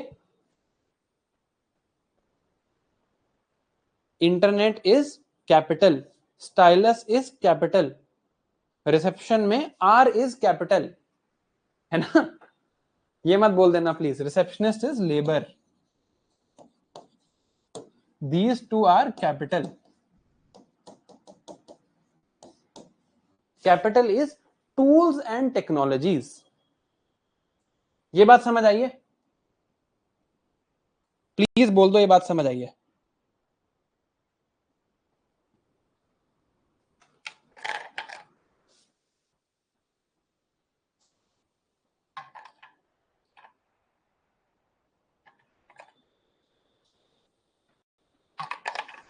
ठीक है, देखो now अब बात करते हैं इस वर्ड पे. Let's talk of this word capital.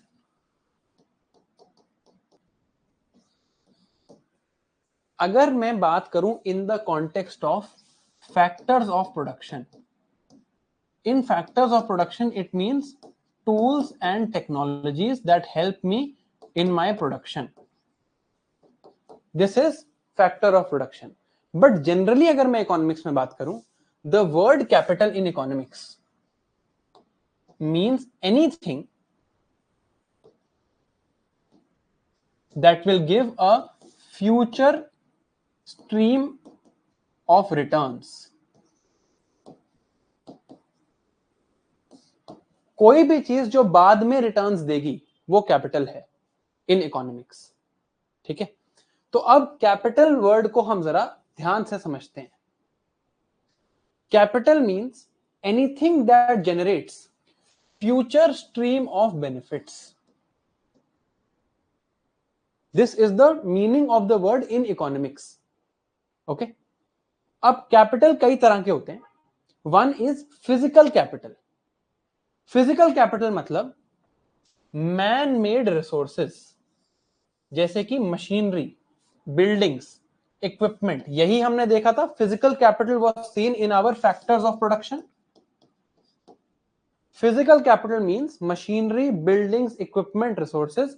How does it generate future benefits? It generates future benefits by enabling greater production of goods and services. I buy a machine today. In the future, it will help me generate greater goods and services. This is physical capital. Capital क्या है? Anything that gives future stream of benefits. बाद में जो चीज benefit देगी. Physical capital, machines, buildings, equipment, etc. When I will spend money to buy physical capital. What will that money be called? If I spend my money to buy physical capital, what will I call that money?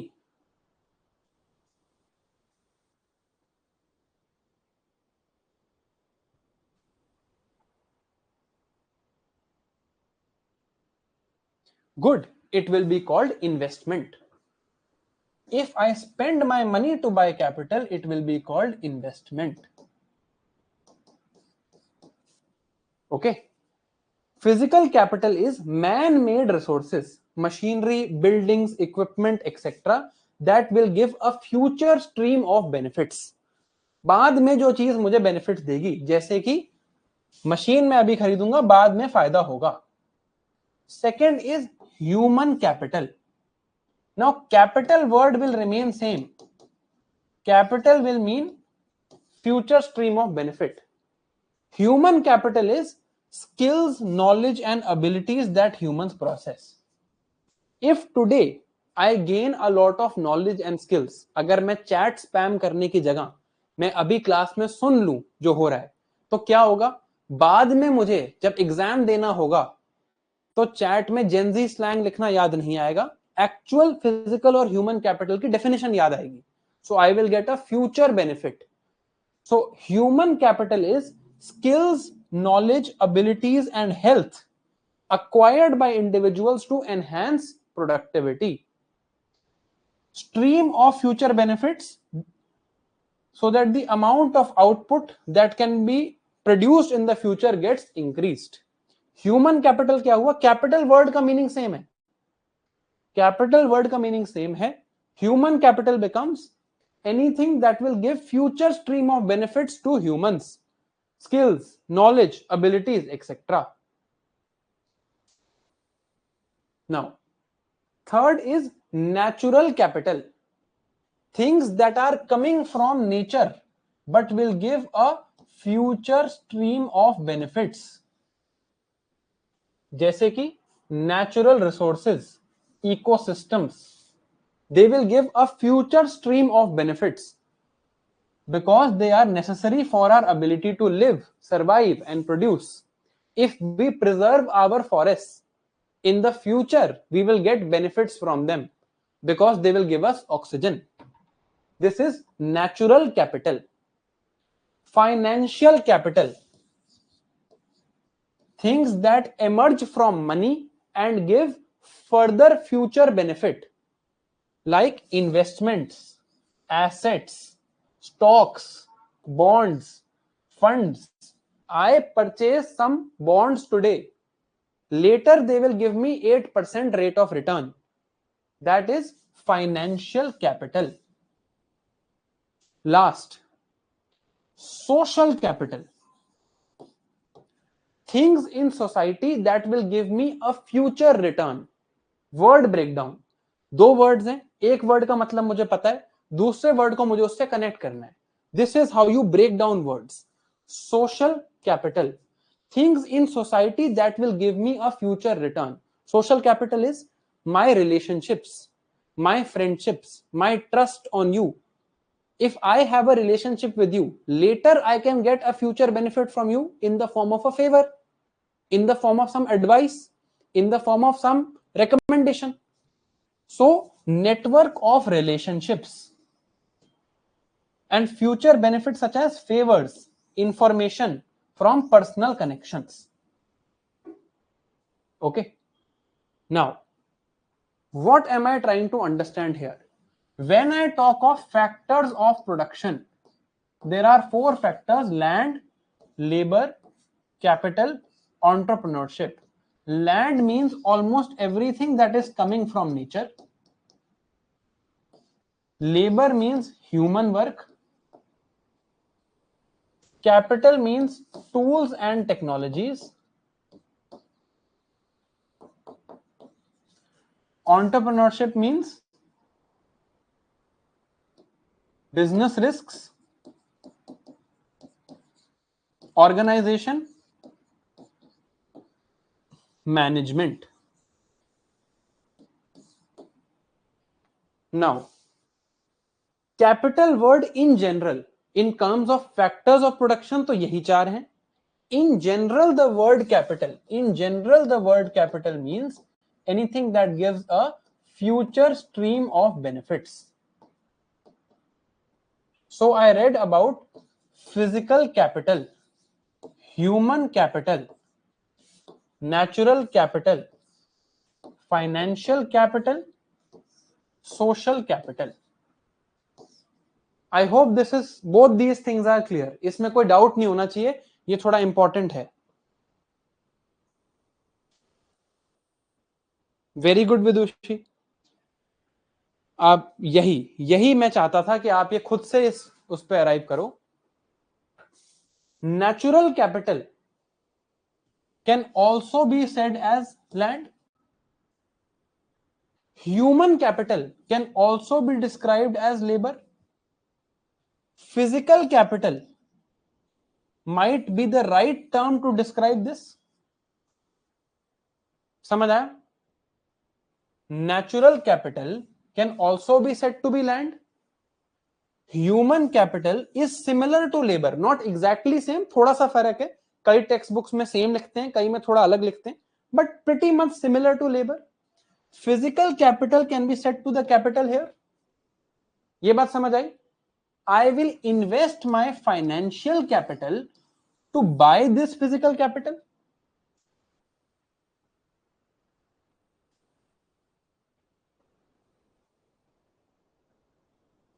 नहीं है ना सक्षम difference. Natural capital and land are almost the same thing. Almost. बहुत, the difference is not important. We can assume it's the same. It's the same. Natural capital and land is the same. It's natural resources, right? Natural capital को मैं land लिख सकता हूँ. Human capital को मैं labor लिख सकता हूँ. Physical capital को मैं as capital लिख सकता हूँ. और फाइनेंशियल कैपिटल मैं अपना स्पेंड करता हूं in buying this physical capital.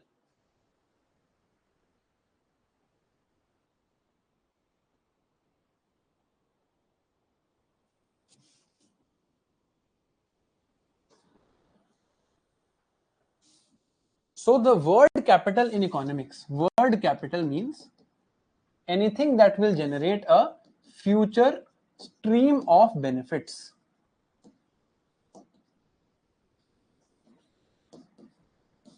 बाद में जो चीज मुझे बेनिफिट्स देगी, दैट इज कैपिटल. ठीक है, future stream of benefits, that is capital. Factors of production में I generally use this term land, labour, capital, entrepreneurship. यहां पर I am actually meaning what? I am meaning physical capital.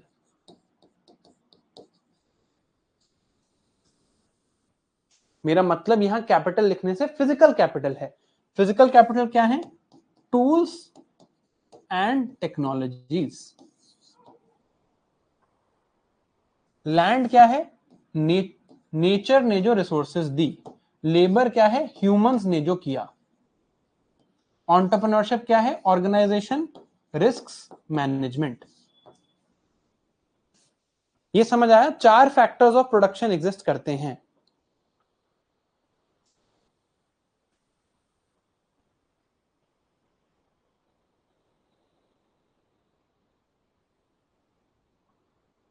Thank you Shambhavi.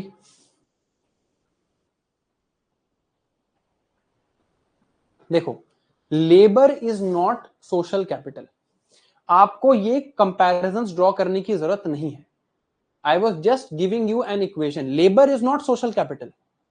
Social capital is not a factor of production. ठीक है, although ये थोड़ी controversial line है, ये भी मैं आपको समझाऊंगा जब हम थोड़ा आगे चले जाएंगे. सोशल, आप इन दोनों चीजों को सेपरेटली देखो. लैंड का मतलब, लेबर का मतलब, कैपिटल का मतलब, एंटरप्रेन्योरशिप का मतलब. ये है मेरे 4 factors of production. The word capital means anything that will give me a future stream of benefits.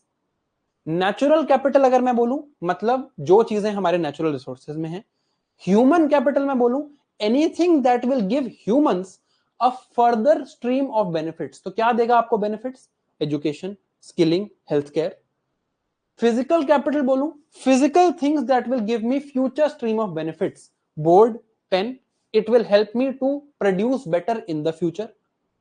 Then financial capital, investing my money in places that will give me further benefits in the future. I invest in a stock, it will give me 30% returns in 1 year, etc. Social capital, investing in society, thinking of society.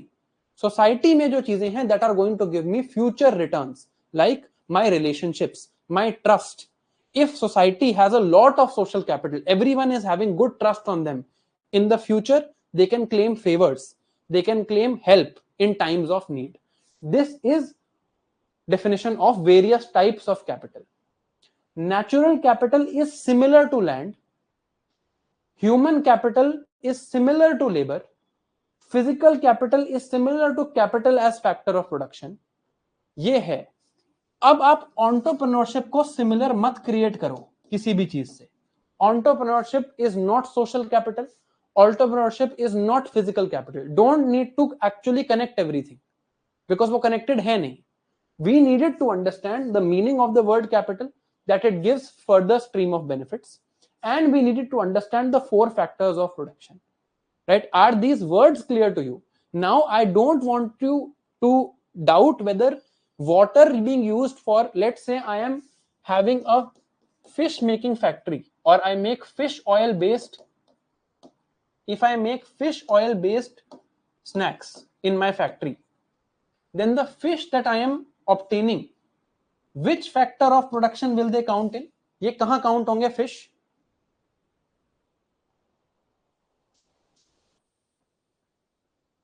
Fish कहां count होंगे ये बताओ पहले.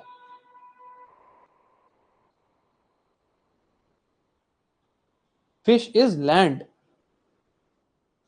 Fish is a factor of production in this place, which is land.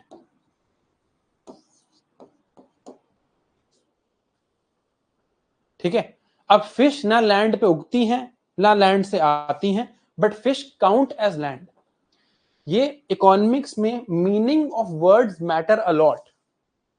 आगे जब आप जाओगे आपको रियलाइज होगा, बाद में हम पढ़ेंगे capital expenditure of the government. Capital क्या होता है? Anything that gives future stream of benefits. That's why we will see that capital expenditure is a good thing. बाद में देखेंगे जब गवर्नमेंट बजटिंग पे आएंगे.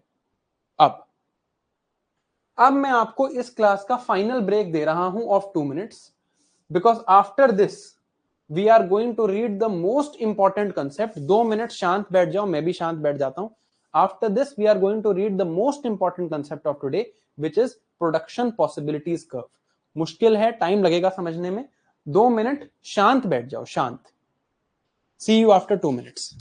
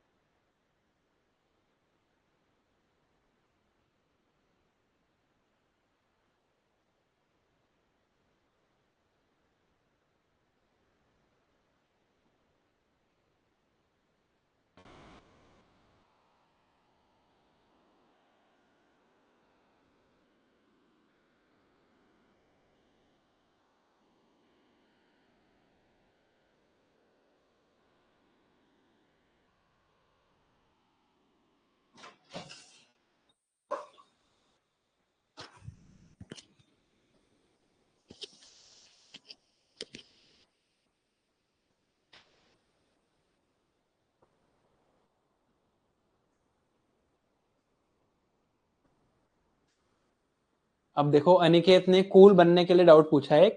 Sir, where can we put money M1 in these 4? Is money a factor of production?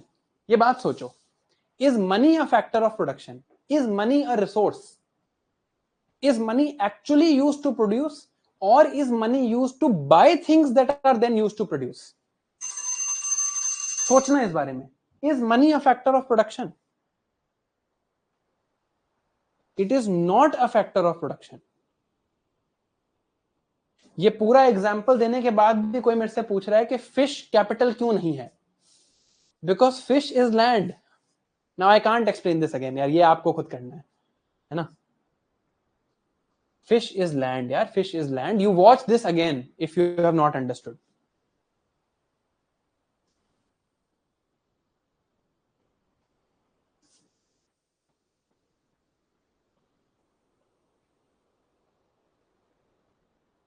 कोई कह रहा है sir is fish financial capital?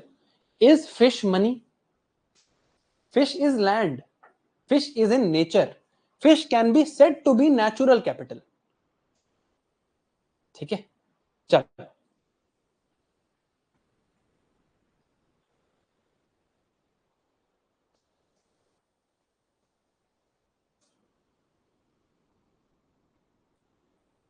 Okay.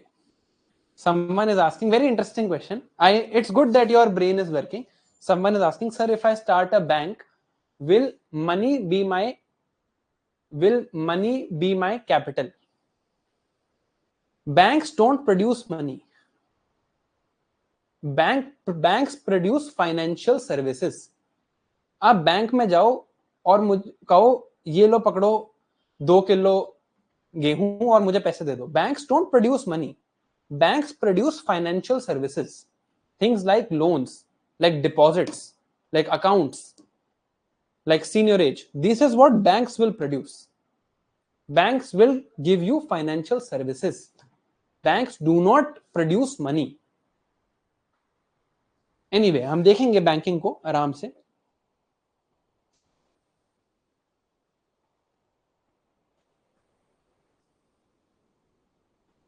Shubham Yadav is saying, sir आपके पेशेंस को सलाम. Thank you for appreciating it.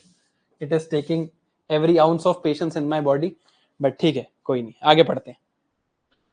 ठीक है, we have, देखो, we started with these 4 things. तब उस टाइम पे आप लोगों को ग्रीन बोर्ड से भी प्रॉब्लम थी, है ना?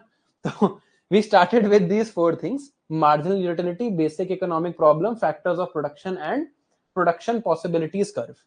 अब ये प्रोडक्शन पॉसिबिलिटीज कर्व हम समझेंगे. एक बहुत ही इंपॉर्टेंट रिक्वेस्ट है आप लोगों से कि काइंडली चैट बंद कर लें पिछले अगले आधे घंटे के लिए. प्रोडक्शन पॉसिबिलिटीज कर्व पे डायरेक्ट क्वेश्चन पूछा गया था मेंस 2020 में. सो हाफ एन आवर के लिए प्लीज चैट बंद करके ये बात समझ लो, ये बहुत ज्यादा इंपॉर्टेंट है. If you don't understand this, I will not explain this concept again. It will take a lot of time to explain this concept. Important है, क्वेश्चंस आते हैं हर साल. किसी यूपीएससी किसी ना किसी पेपर पे इस पे क्वेश्चन पूछता है. Please focus on the board now. ठीक है, now the production possibilities curve is an economic model. एक इकोनॉमिक मॉडल है. क्या बताता है ये economic model? This says maximum combination of goods and services that can be produced by an economy.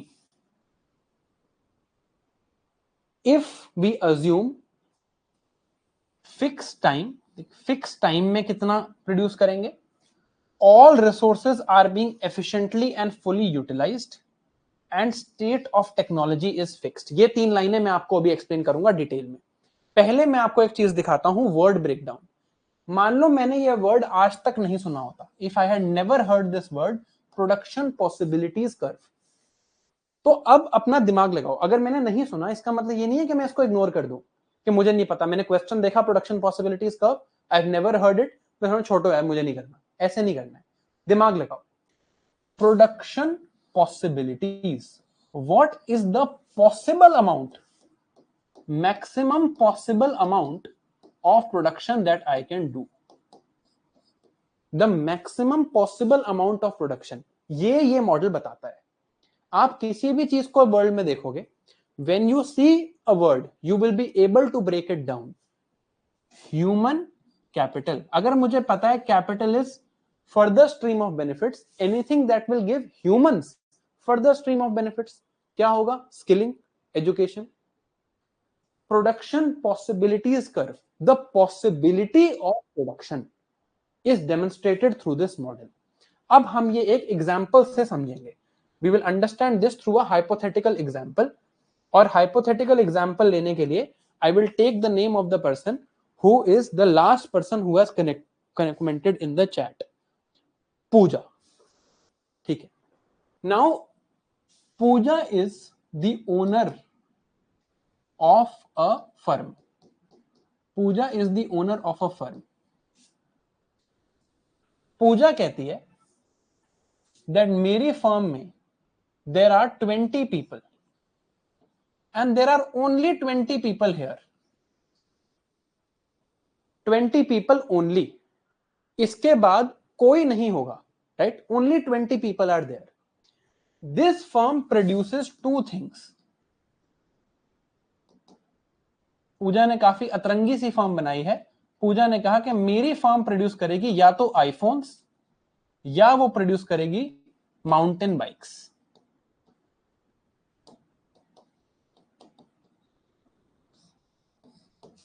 ठीक है. पूजा के पास एक फर्म है, फर्म के पास 20 लोग हैं, 20 ही हैं. The number of people is limited, number of people is scarce. 20 लोग ही अवेलेबल हैं. ठीक है. ये फर्म या तो आईफोन्स बनाती है या माउंटेन बाइक्स बनाती है और कुछ नहीं बनाती. नाउ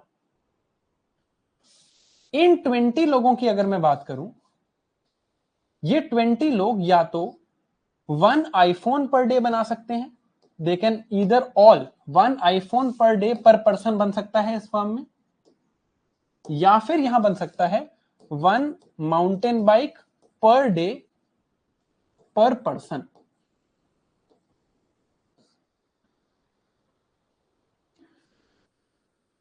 या तो इस फर्म में जो 20 लोग हैं, या तो they can make 1 iPhone per day पर पर्सन और they can make 1 mountain bike per day पर पर्सन.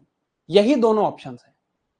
तो अब अगर मुझे देखना है what is the maximum possible production that this firm can do, that Pooja's firm can do, इसकी सबसे पॉसिबल प्रोडक्शन मैक्सिमम क्या है? There are 20 people, either all of them will make iPhones. तो कितने आईफोन बनेंगे? 20 iPhones, because 1 iPhone per day per person. So 20 iPhones per day. Either this is the maximum production possible, or all of these 20 people will produce mountain bikes. So it will be 20 mountain bikes per day. Yeah, I can have some other combination. 10 iPhones, 10 लोग iPhone बना रहे हैं, 10 mountain bikes per day. 10 iPhones per day, 10 mountain bikes per day. ऐसा ही कोई combination होगा. Maximum कितने items बनेंगे? 20 ही items बनेंगे, बिकॉज एक बंदा मैक्सिमम एक दिन में एक आउटपुट बना सकता है. तो मैक्सिमम 20 आइटम्स बनेंगे. I can have 20 iPhones, I can have 10 iPhones and 10 mountain bikes, I can have 20 mountain bikes, that's up to me. So if I am drawing the production possibility curve of Pooja's firm, I will say here I will put mountain bikes, here I will put number of iPhones. This is 20, this is 20, and I will draw a line like this. ये थोड़ी straight नहीं बनी है line, straight line like this. Either I can produce 20 iPhones or I can produce 20 mountain bikes. At this point, I will be producing 10 iPhones, 10 mountain bikes. At this point, I'll be producing 19 iPhones, just 1 mountain bike. At this point, I will be producing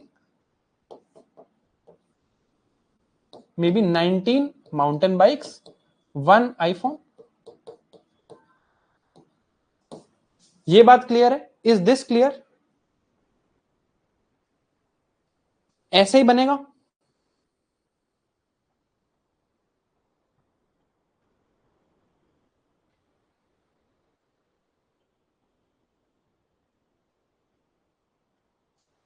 है ना? This is what it will look like. ठीक है. अब हम, ये तो बिल्कुल एक हाइपोथेटिकल एग्जांपल था. Let's come to a little bit more reality. If I infuse a little bit more reality in this, थोड़ी सी मैं जमीन के पास आ जाऊं और मैं रियलिटी के पास आ जाऊं, थोड़ा सा मैं और अगर रियलिटी के पास आ जाऊं, तो generally is it possible that one person इस पर्सन का नाम भी मैं लेता हूं अभी चैट से. लेट मी सी. लास्ट मैसेज है कार्तिक का. Let's say Kartik is one person who is working in this firm. Is it possible that Karthik is equally skilled in making mountain bikes and equally skilled in making iPhones? ऐसे तो world में बहुत ही कम लोग होंगे, कार्तिक शायद उनमें से कोई एक हो, but rarely you will find one person जो उसको माउंटेन बाइक्स बनाना भी उतने अच्छे से आता है जितना उसे अच्छे से आईफोन्स बनाना आता है. So in reality there is always expertise. Some or the other expertise exists. कोई एक्सपर्ट होता है दूसरे से जनरली किसी ना किसी चीज में, राइट? तो अब हम पूजा की फर्म को दोबारा देखते हैं. We'll keep this here and again think about Pooja's firm. In Pooja's firm, there are 10 people who are experts at making iPhones. So if you ask these 10 people to make iPhones, they will make one iPhone per person per day. But if you ask them to make mountain bikes, they will only be able to make 0.5 mountain bikes per person per day. Similarly, the other 10 people in Pooja's firm are actually experts in making mountain bikes. If you ask the experts in mountain bikes to make mountain bikes, when they are asked to make mountain bikes, they will make one mountain bike per person per day. But if I ask a mountain bike expert to make an iPhone, they will make only 0.5 iPhones per person per day. ठीक है, दोबारा बताता हूं क्या हुआ. हम पूजा की firm को, अभी हम रियलिटी से बहुत दूर हैं क्योंकि पूजा के पास कोई फर्म ही नहीं है, राइट? हम थोड़ा रियलिटी के धीरे धीरे पास. पहले हमने पूजा की फर्म देखी जिसमें 20 ही लोग थे. लिमिटिंग फैक्टर क्या था? 20 लोग. 20 ही लोग हैं, 20 से ज्यादा कभी नहीं होंगे. 20 people are there only. They could make both mountain bikes and iPhones at equal efficiency. तो हमने ऐसा एक प्रोडक्शन पॉसिबिलिटीज कर्व बनाया. अब हम थोड़ी और रियलिटी पे आ गए कि देयर इज एक्सपर्टीज. 10 लोग हैं जो एक्सपर्ट हैं आईफोन बनाने में, वो तो वन आईफोन पर डे तो बना देंगे. बट अगर इन एक्सपर्ट्स को मैं कहूंगा माउंटेन बाइक्स बनाओ, दे विल ओनली मेक 0.5 पर पर्सन पर डे. 10 लोग हैं जो एक्सपर्ट्स हैं माउंटेन बाइक बनाने में. इन एक्सपर्ट्स को अगर मैं बोलूंगा माउंटेन बाइक बनाओ तो ये one mountain bike per person per day बना देंगे. But if I ask them to make iPhones, they will make 0.5 iPhones per person per day. Now tell me, if Pooja tells all of her workers, Pooja ने अपने workers को बोला all of you have to make iPhones only, what is the maximum number of iPhones that she can produce? Maximum number of iPhones क्या produce कर सकती है पूजा if she asks all her workers to make iPhones? Good. And what if Pooja asks all her workers to produce mountain bikes? What is the maximum number of mountain bikes she can produce? 20 कौन लिख रहा है यार?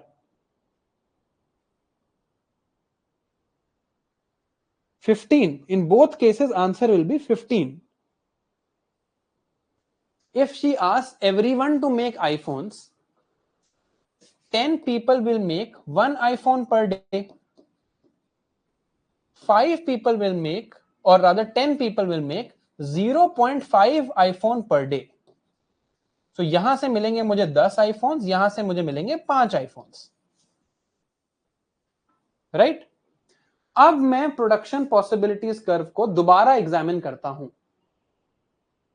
This was my original production possibilities curve, but actually the maximum number of mountain bikes is 15. The maximum number of iPhones is also 15. But what is the maximum number of items possible?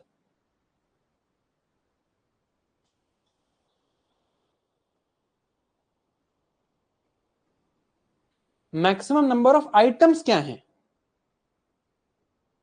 20. So now what will the production possibility curve look like? Now her production possibility curve will look something like this.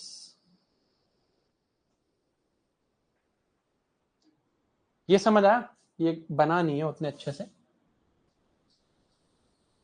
It will look something like this. This is 15. इसको 15 मान लेना यहां पे. Now it will look something like this. Right? This point still exists. इस point पे आप 10 experts को बोलो आईफोन बनाओ, 10 एक्सपर्ट्स को बोलो माउंटेन बाइक बनाओ. They will both make 10 and 10. Total will be 20. यहां पर क्या होगा? 10 experts will make 10 iPhones. 5 iPhone बनेंगे बाकी of the 10 mountain bike people. ये 10 माउंटेन बाइक पीपल, 2 लोग लगेंगे एक आईफोन बनाने में. Right? Maximum number of goods is still this, but this is now the shape of the curve. ये समझ आया? Is this shape of curve clear?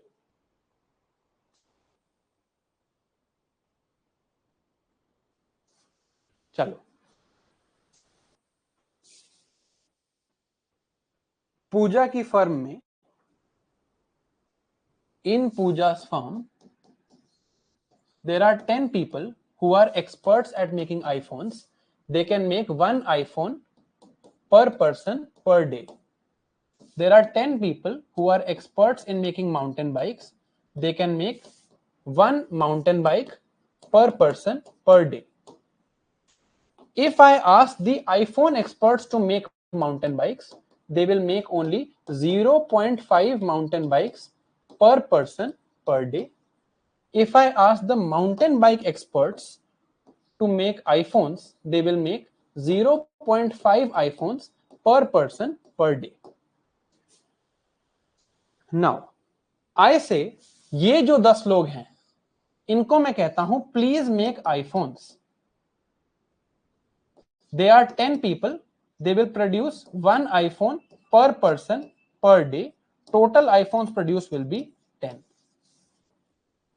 जो बाकी 10 लोग हैं, इनको मैं कहता हूं please produce mountain bikes. They are all experts, so all 10 will produce 1 mountain bike per person per day. Total is 10. इस केस में भी total output becomes 10 plus 10, 20 items. ठीक है? If I ask everyone to produce mountain bikes, then these experts will produce 10, 1 per person per day equal to 10.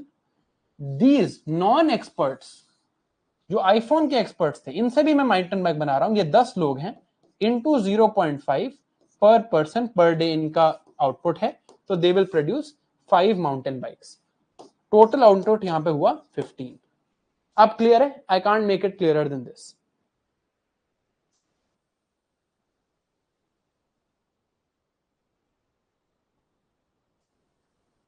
ठीक है. Now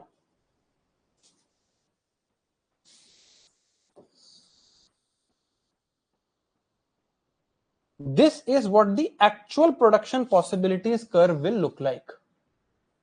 अब आप मुझे इसी चीज से बहुत सारी चीजें बताओगे. ठीक है? यहां पर मैंने लिखा आईफोन्स, यहां मैंने लिखा माउंटेन बाइक. अब देखो, now answer a few questions for me. मेरे लिए कुछ क्वेश्चंस बताओ. कैन पूजा और पूजा's firm produce at this point? This point is, let's say, 13 iPhones and 13 mountain bikes. Can Pooja's firm produce at this point X? Point X पे पूजा की firm produce कर सकती है क्या?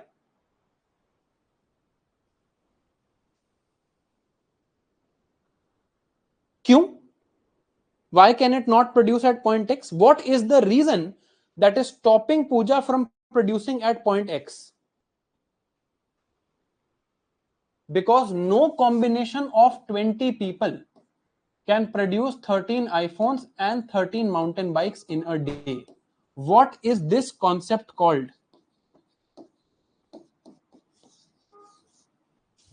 अब आपका दिमाग लगेगा.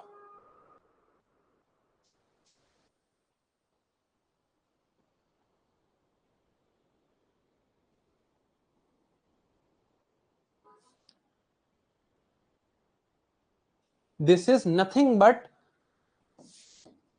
scarcity of resources, which was factors of production. And which factor of production is being discussed here? Labor.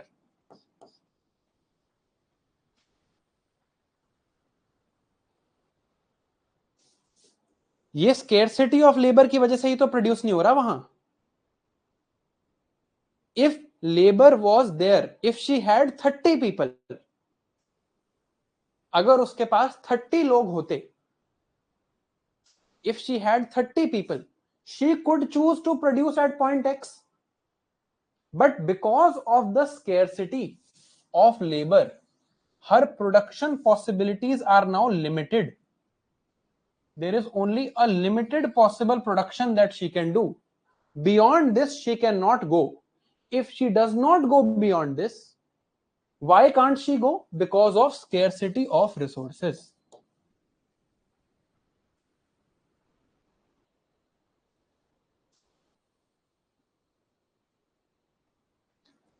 Scarcity of resources here, factor of production, which is labor. Up. When Pooja is making iPhones and motorbikes,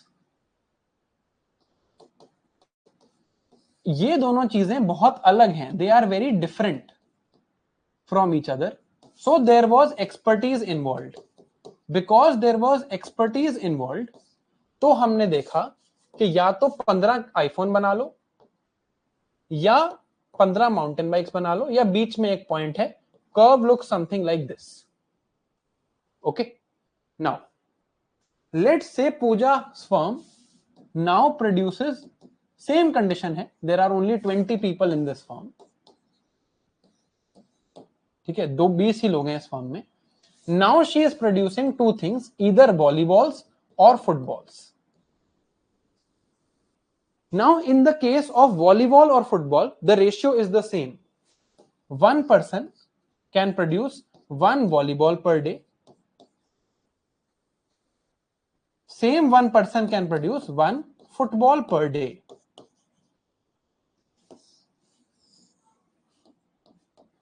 क्या यहां पर भी expertise की problem आएगी? Will here also there be an expertise problem? यहां पर expertise का issue होगा क्या?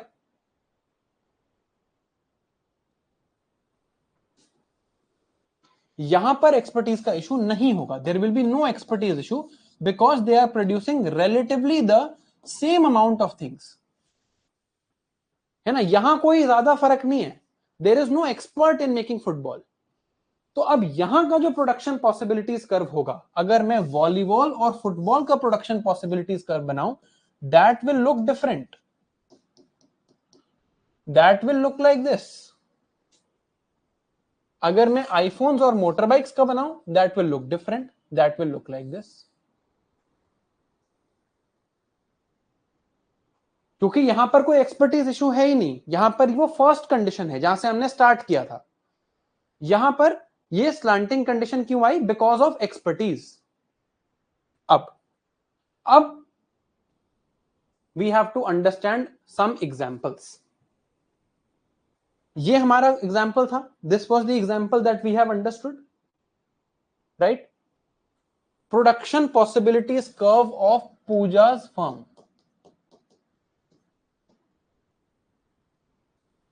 Either she can make iPhones or mountain bikes. Maximum possible production is at this green line. At point A, she makes 10 iPhones and 10 mountain bikes. At point B, she makes 13 iPhones and 2 mountain bikes. At point C, she makes 2 iPhones and 13 mountain bikes. ठीक है. Now, which of these points is the best for पूजा? और दिमाग लगा के answer देना, दिमाग लगा के आंसर देना. Which of these points is best for her? अभी तक सबने आंसर गलत दिया है. मेरे को यही उम्मीद थी. सबका आंसर गलत है, सबका. I have yet to see a right answer. एक आंसर दिखाया मुझे अब ठीक.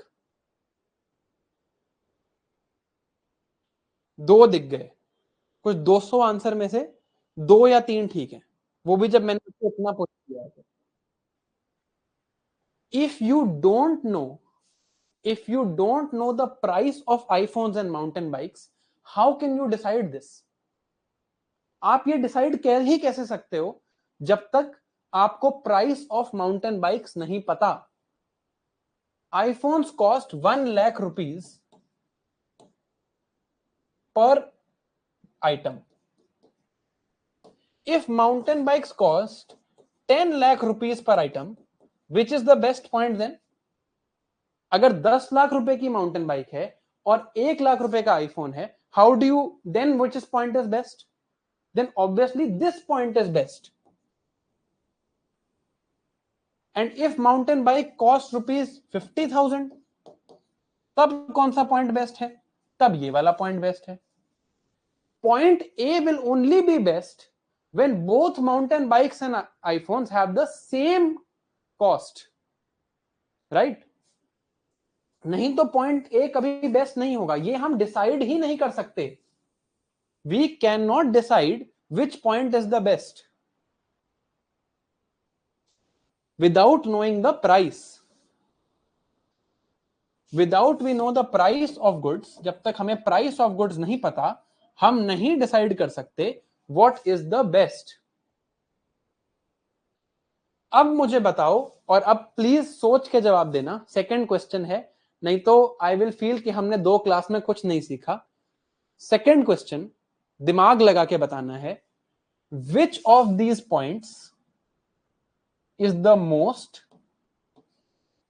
Productively efficient? क्या कहीं भी यहां पर कोई वेस्टेज हो रही है?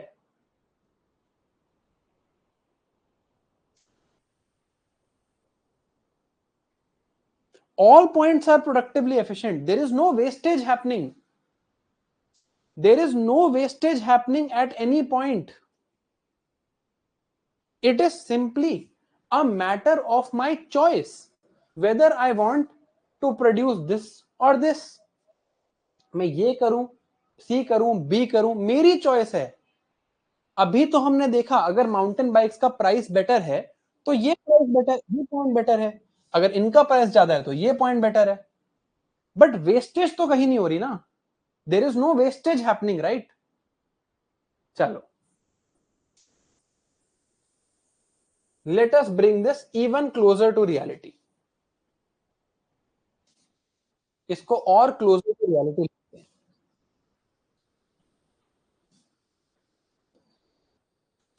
These are iPhones, these are mountain bikes. Maximum can be 15. Maximum can be 15. ये है पूजा की firm. When will she achieve a point on this line?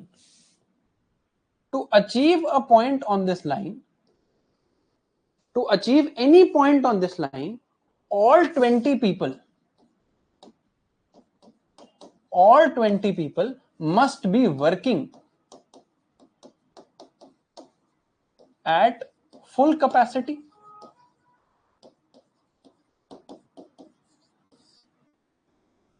All 20 people must be working at full capacity to achieve any of these points. किसी भी point पे अगर उसे यहां पहुंचना है,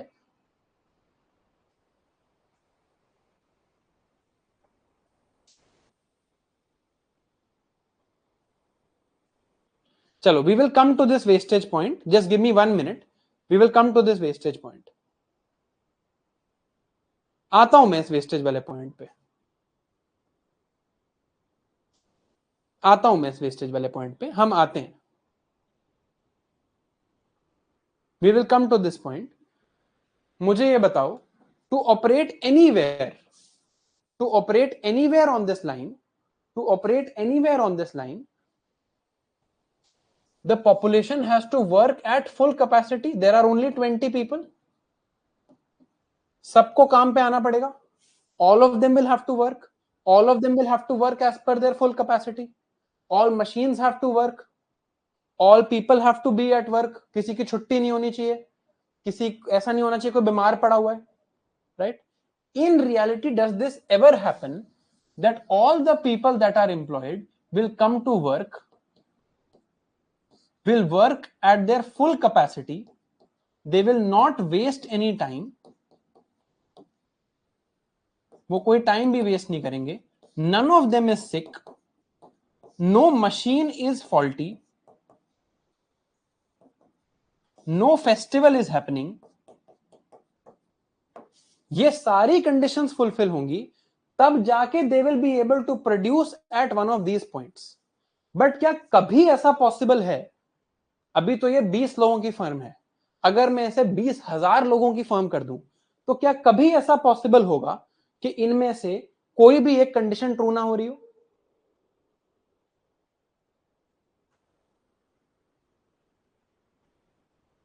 नहीं होगा.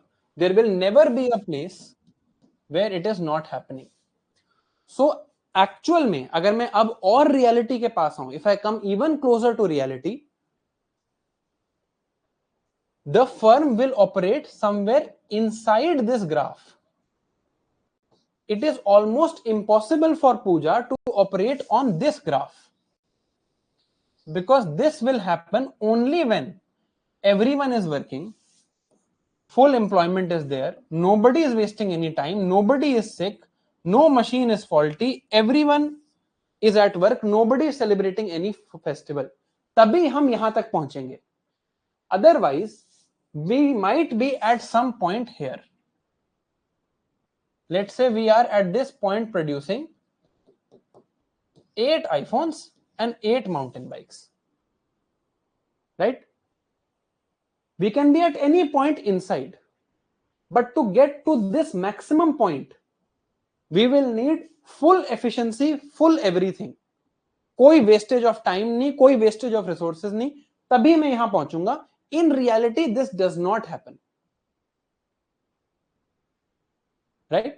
In reality this does not happen, that in reality it does not happen that everybody is working fully, spending their time. So it is very difficult for Pooja to operate on this line.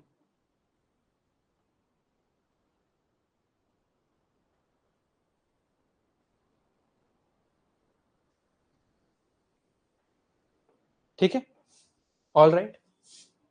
अब इसी से हम कुछ concept illustrate करते हैं.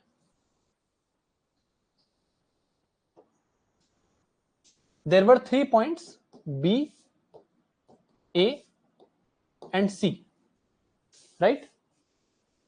Pooja has to decide which point she wants to operate at. I want to operate at which of these points? This Pooja wants to decide. What is this economic concept called? मैं कौन से point पे operate करूं? Which economic concept is this?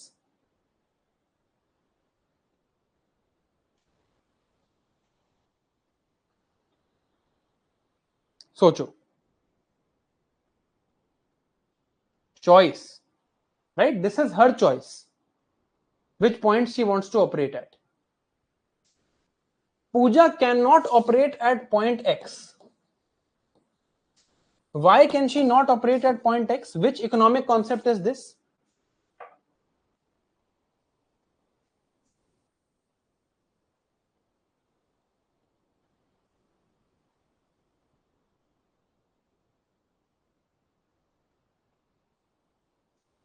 She cannot operate at point X because there is scarcity.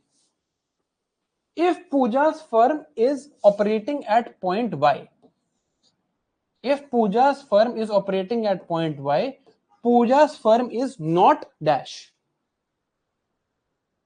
At point Y, Pooja's firm is not what?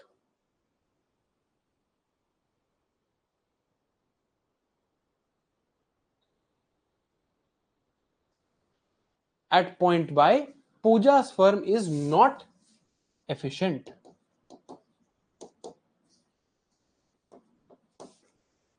ठीक है? Now, एक question का जवाब आप दो.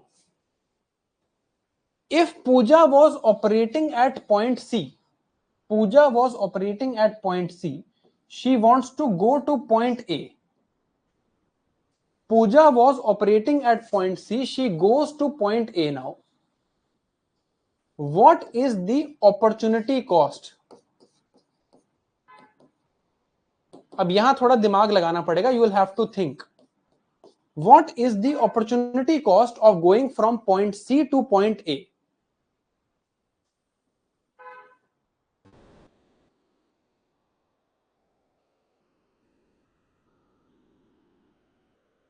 Very good, Mayur. 3 motorbikes. What is she foregoing from going from point C to point A?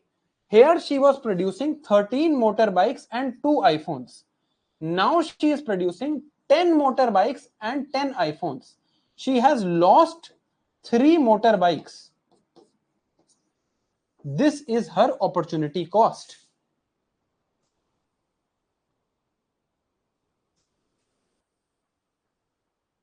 Point C to A की बतानी है. Mountain bikes. Sorry, my bad. Mountain bikes. It is not 8 iPhones, yaar. She is gaining 8 iPhones. What is she foregoing? Next best alternative, foregone. What is she foregoing? What is she letting go? She is letting go 3 mountain bikes. She has lost the opportunity to create 3 mountain bikes. ये समझ आया?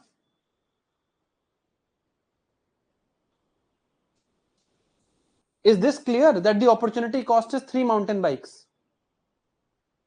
अब now, to operate on point X is on the curve. ये point X, ये. To operate on point X, what sort of conditions did she need to fulfill? She needed a full employment of resources. यहां पर कौन सी resource है? Labor. All 20 people must be coming to work. Full employment of resources was there, and no wastage of resources was required. That means there was productive efficiency. अगर कोई भी to operate on point X, everyone has to come. All 20 people have to come to work, and none of these 20 people can waste their time. All of these 20 people have to come to work. None of these 20 people can waste their time. So all resources have to be used, and all have to be used efficiently. No wastage of time is allowed if you have to operate at this point. Otherwise, we will operate at some point inside this point. ये clear है?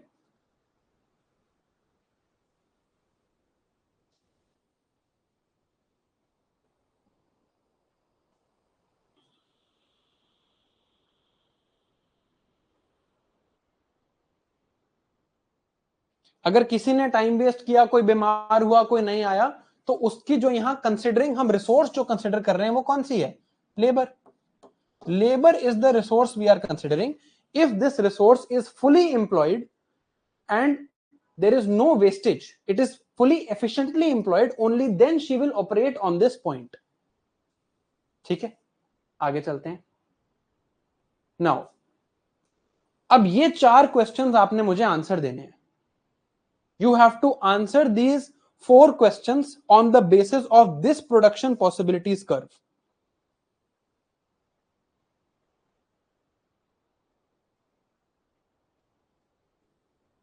On the basis of the production possibility curve in front of you, answer these 4 questions.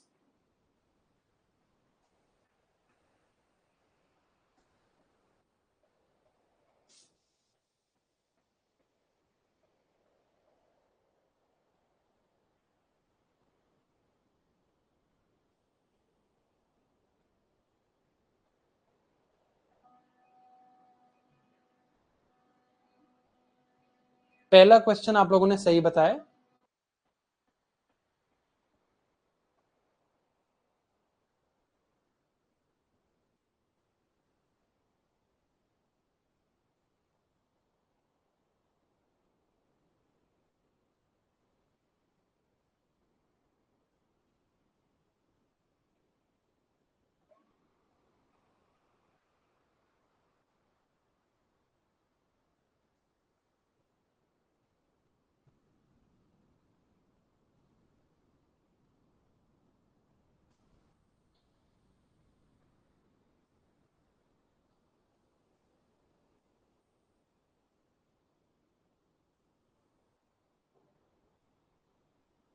एक minute है आपके पास, आराम से answer करो.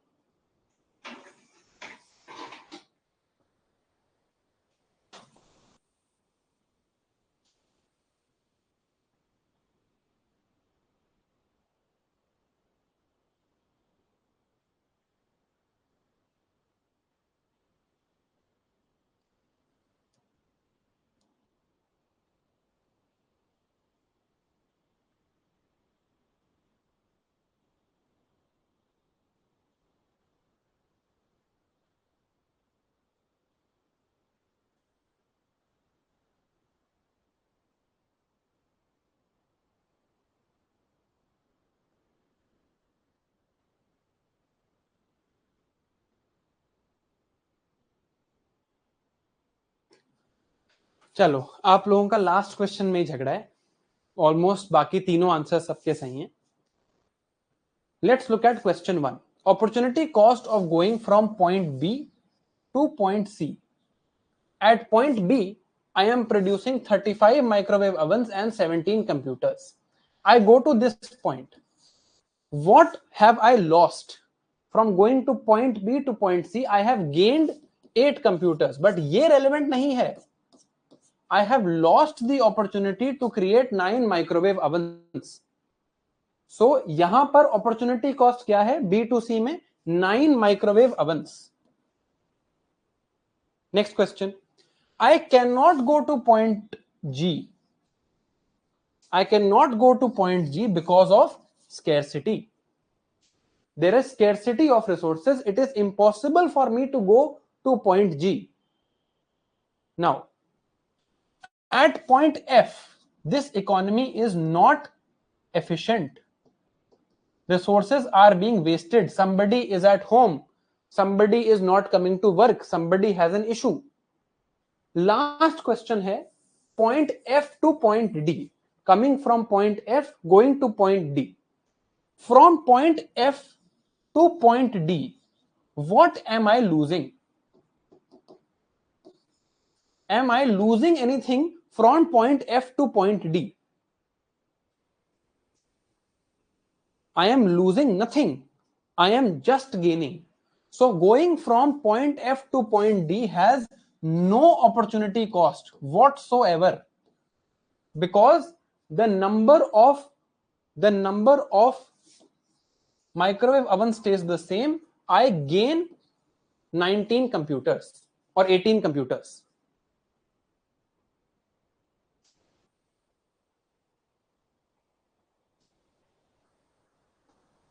समझ आई बात? Is this fourth question clear?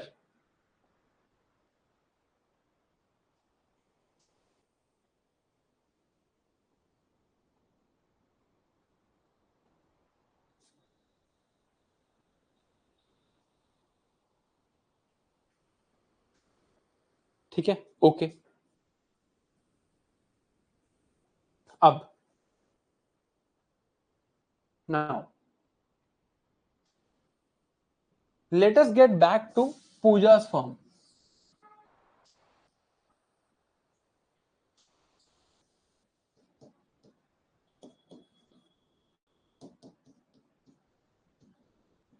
This is what Pooja's firms looks like right now. Okay. Now, if Pooja wants that her firm's graph should look like this, she wants that her production possibilities curve should actually look like this. What will she need to do? To do this, yahan par kya tha? This is the current state. In the current state, Pooja has 20 people. And this is her graph. I can call it PPC1, Production Possibility Curve 1. She wants her graph to look like PPC2. She wants it to look like this. So she wants this to look like PPC2. What can she do?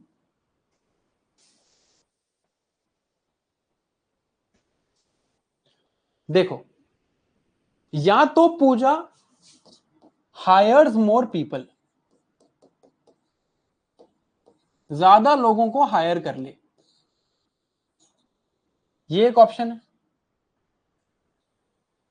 ये तो एक option है ना, पूजा 20 की जगह 70 people रख ले, the graph will move like this, right. और Pooja increases the quality of these 20 people. अभी ये 1 आईफोन पर डे प्रोड्यूस करते थे, पूजा इनको ऐसा ट्रेन कर दे कि ये 5 आईफोन्स पर डे प्रोड्यूस करने लग जाएं. ये ऑप्शन भी है पूजा के पास. एक ऑप्शन है कि 20 ही लोग थे, मैं 70 पीपल हायर कर लूं, I will my production possibility curve will move outside. Second option is that I increase the quality of my labour. मैं लोगों को ऐसा ट्रेन कर दूं कि from 1 iPhone per day you make 5 iPhones per day. इनकी ही क्वालिटी ट्रेनिंग में बेटर कर दूं. तीसरा, what is the third option? Third option is Pooja brings in some technology that helps her workforce produce more. वो कोई ऐसी टेक्नोलॉजी ले आए जिससे लोग 1 आईफोन पर डे से 5 आईफोन पर डे बनाने लगे.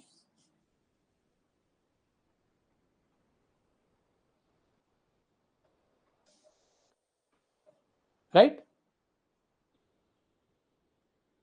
सो या तो quantity of factors of production, this is what, this is quantity. She can either increase the quantity of her factors of production, she can hire more people, or she can increase the quality of her factors of production by skilling them, or she can bring in new technology to move this graph outward. ये clear है?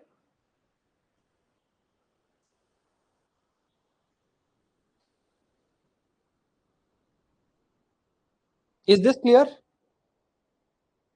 Quantity, quality और technology. ठीक है. Now, can this graph actually move inside also? क्या ये ऐसे भी जा सकता है क्या? Is there a scenario where this happens, that the graph moves inside?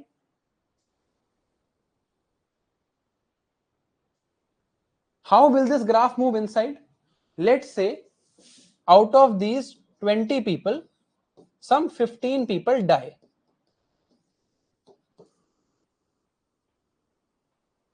तो अब 5 ही लोग रह गए. Right now only 5 people are left. Okay, so the graph will move inside. अब मैक्सिमम प्रोडक्शन कम हो जाएगी. राइट. नाउ अब मैं इतने टाइम से आपको ये क्यों पढ़ा रहा हूं? Because I want you to do this. Imagine this same production possibility curve but for a real economy. अब सुनो, अब ध्यान से सुनो. ये same production possibility curve, imagine it for a real economy, for an actual economy, for an actual country. An actual country has 4 factors of production: land, labor, capital, entrepreneurship. These factors of production have scarcity. Right? Because of this scarcity, there is limited possible production. There is not unlimited possible production. तो अगर मैं India का ऐसे graph बनाना चाहूं तो it will also look like Pooja's firm, because यहां भी हर चीज की कोई एक्सपर्टीज, कोई स्पेशलाइजेशन होगी. अगर मैं यहां लिख दूं agricultural goods and manufacturing goods, so some land will be specialized for agricultural goods, some labor will be specialized for agricultural goods, some labor will be specialized for manufacturing goods.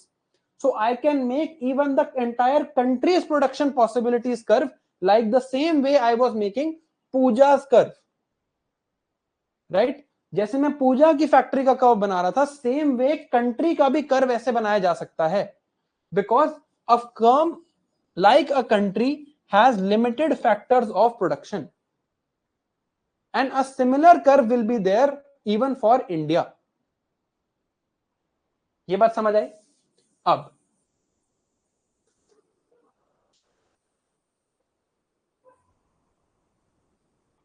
now let's try and understand जो जो चीजें हमने देखी हैं अभी तक. ये इस कर्व को हमने देखा था, इसमें एक काम करते हैं, from point A to point E, ये ही प्रोडक्शन पॉसिबिलिटीज कर्व है. This is the production possibilities curve from point A to point E. Let us see what is the increase in opportunity cost at every point. अगर मैं A से B गया, from A to B, what is my opportunity cost here? मैं पहले 40 microwaves बना रहा था, 0 computers बना रहा था. Now I am making 35 microwaves. I have lost 5 microwaves. From point B to point C, point B पे 35 माइक्रोवेव्स, 17 कंप्यूटर्स. पॉइंट सी पे 26 microwaves, 25 computers. I have further lost 9 microwaves. This is my opportunity cost.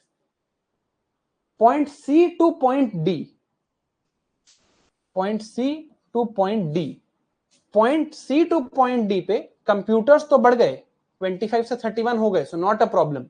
But now I have lost the opportunity to produce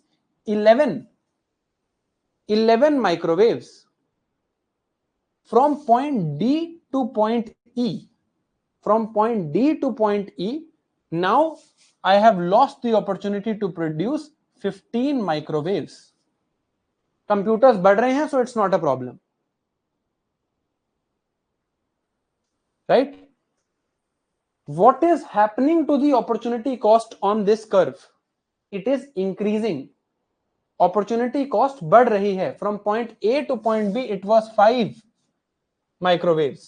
From B to C, it was 9 microwaves. From C to D, it was 11, then it became 14.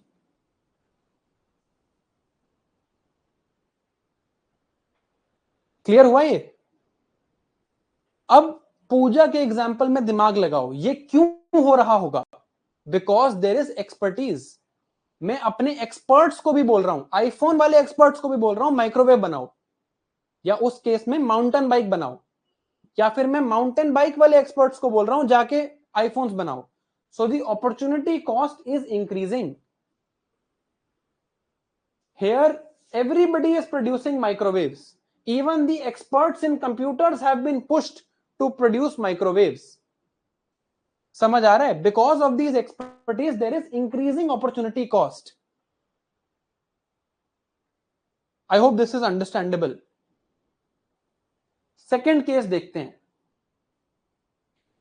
In this case, what is the change in opportunity cost from A to B and B to C? Calculate करो. Question 1. Calculate the opportunity cost from A to B. Calculate the opportunity cost from B to C.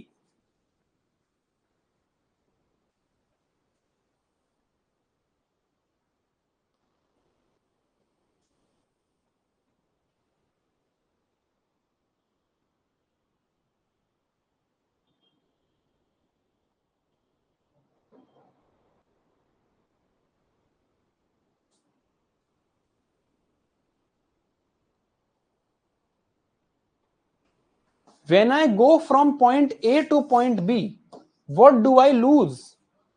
I lose 2 basketballs. यहां पर है 2 basketballs. When I go from point B to point C, what do I lose? 2 basketballs.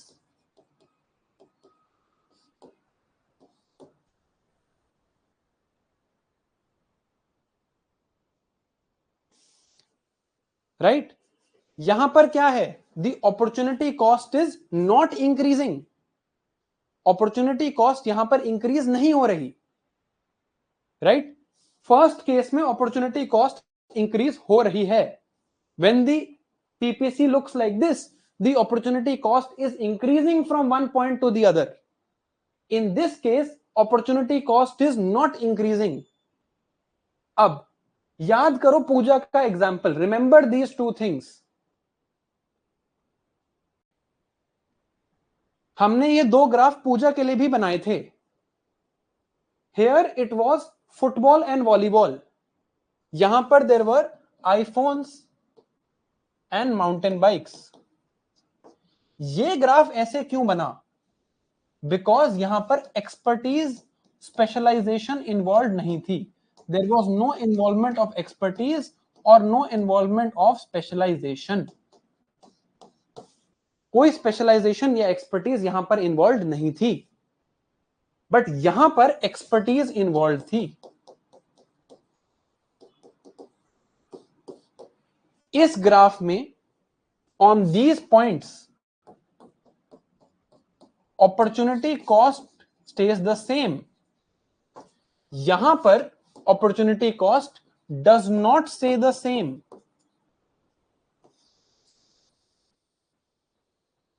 Y? Because ideally मुझे यहां produce करना चाहिए जहां सारे experts अपना अच्छा काम करें. But can I actually produce here? No. मैं क्या कर रहा था? मैं यहां प्रोड्यूस कर रहा था. मैंने आईफोन वालों को भी कहा मोटर बाइक्स बनाओ, या मैंने मोटर बाइक्स वालों को भी कहा आईफोन्स बनाओ. Because expertise was involve, my opportunity cost was increasing and the graph looked like this.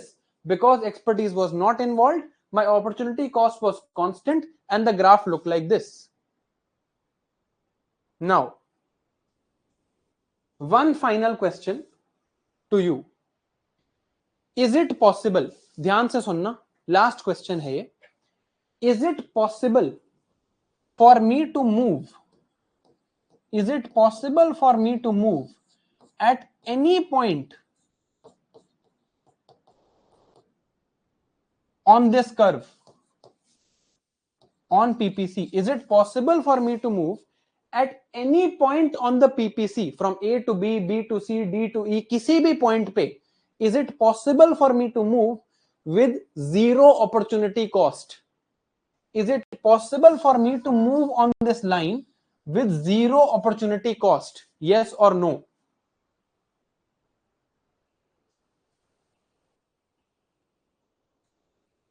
यार जिसको भी यस लग रहा है वो सामने टेबल देखो.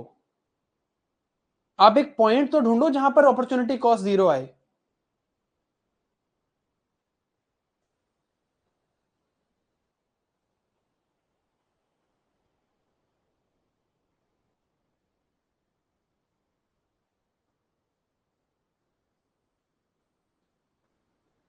It is not possible for me to move at this PPC with zero opportunity cost.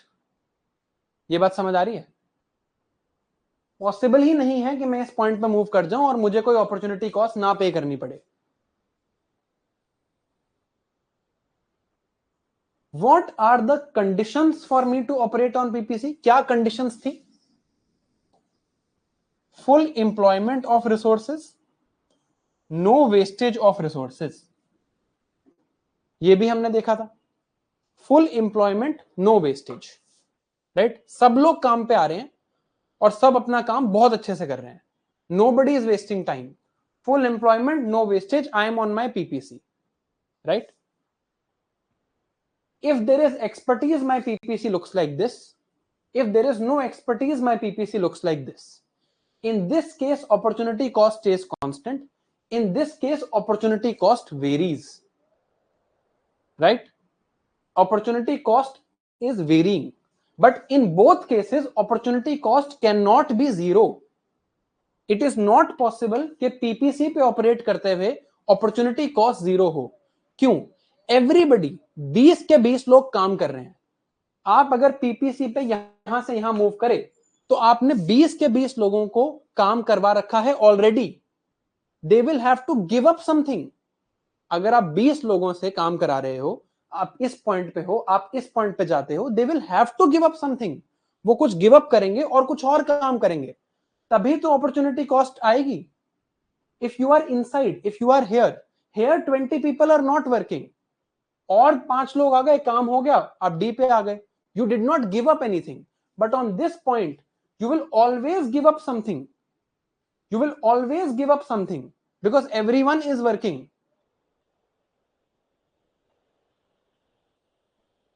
Now,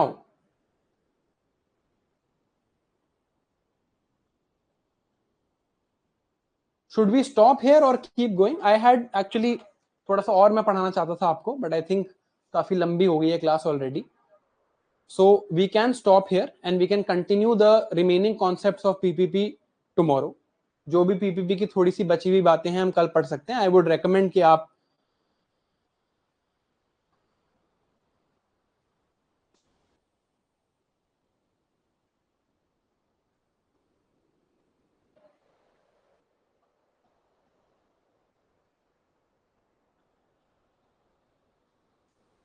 ठीक है. चलो, I will teach the remaining concepts tomorrow because of course everybody has a different learning pace, but I would want you to answer one question. एक question आप answer करो. This answer this question, then you can go.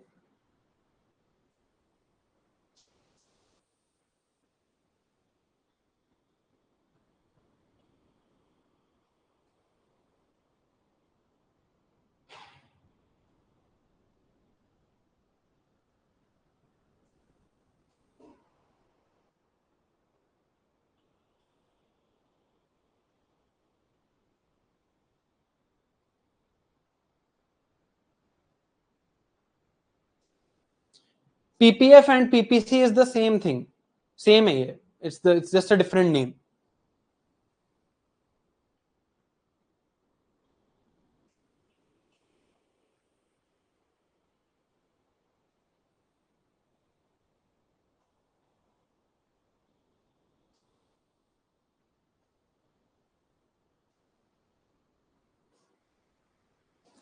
ठीक है. I am not telling you the answer to this. Tomorrow we will start from here. We will start from here only. Actually, my voice is also breaking a little bit. थोड़ा मेरा भी गला खराब हो रहा है. Tomorrow we'll start from here. We will complete PPC tomorrow and start from here. Okay, most of you have given the right answer, but I'm not telling you the answer. हम कल देखेंगे इसको. It's a fairly easy question to handle. We will look at everything in the PPC again tomorrow. Okay, we'll start again tomorrow from here. Answer is D. आपके notes में दिया हुआ वैसे answer is D here. ठीक है. I hope आप लोगों ने ये पढ़ लिया हो. I hope you read this word. It says not correct. Production possibility frontier slopes downward to the right. Yes. different combinations of various goods and services given in the available resources, scarce resources and technology are denoted by the PPC. This is also correct. Any point on or inside the PPC is attainable. This might have created confusion. It is possibly attainable. Possibly attainable. It can possibly be achieved. Ideally, it can be achieved under the existing technology or resources. Basically, I can operate here, here, here. If I draw it like this, I can operate here, here, or here. Possibly, I can achieve it. Possibly. Real world scenario में कभी नहीं होता. But possibly, it can be achieved. Under the existing technology and resources, yes. On the production possibility frontier, output of one commodity can be increased without changing the output of another commodity. This is wrong. You cannot change You cannot move here without changing the output of another commodity, but we will see this. The answer is this. This statement is not correct, but we will see this tomorrow. Don't need to worry. ये हम कल देखते हैं.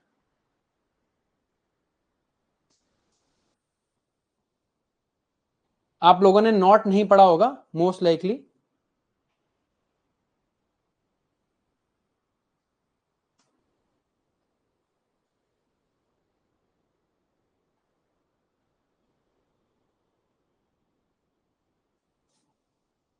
चलो अब रुके ही हुए तो एक और क्वेश्चन भी कर लो. Do one more question also if you are here. Do this. ये क्वेश्चन भी कर लो.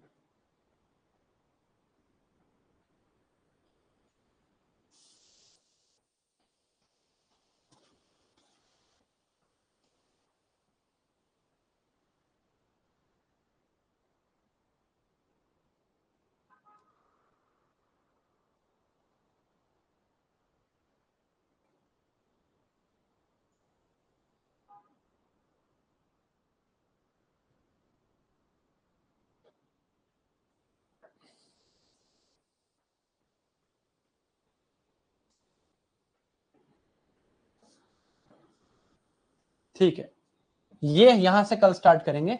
ए is right. Answer is A. आप लोगों ने ऑलमोस्ट सबने सही जवाब दिया है.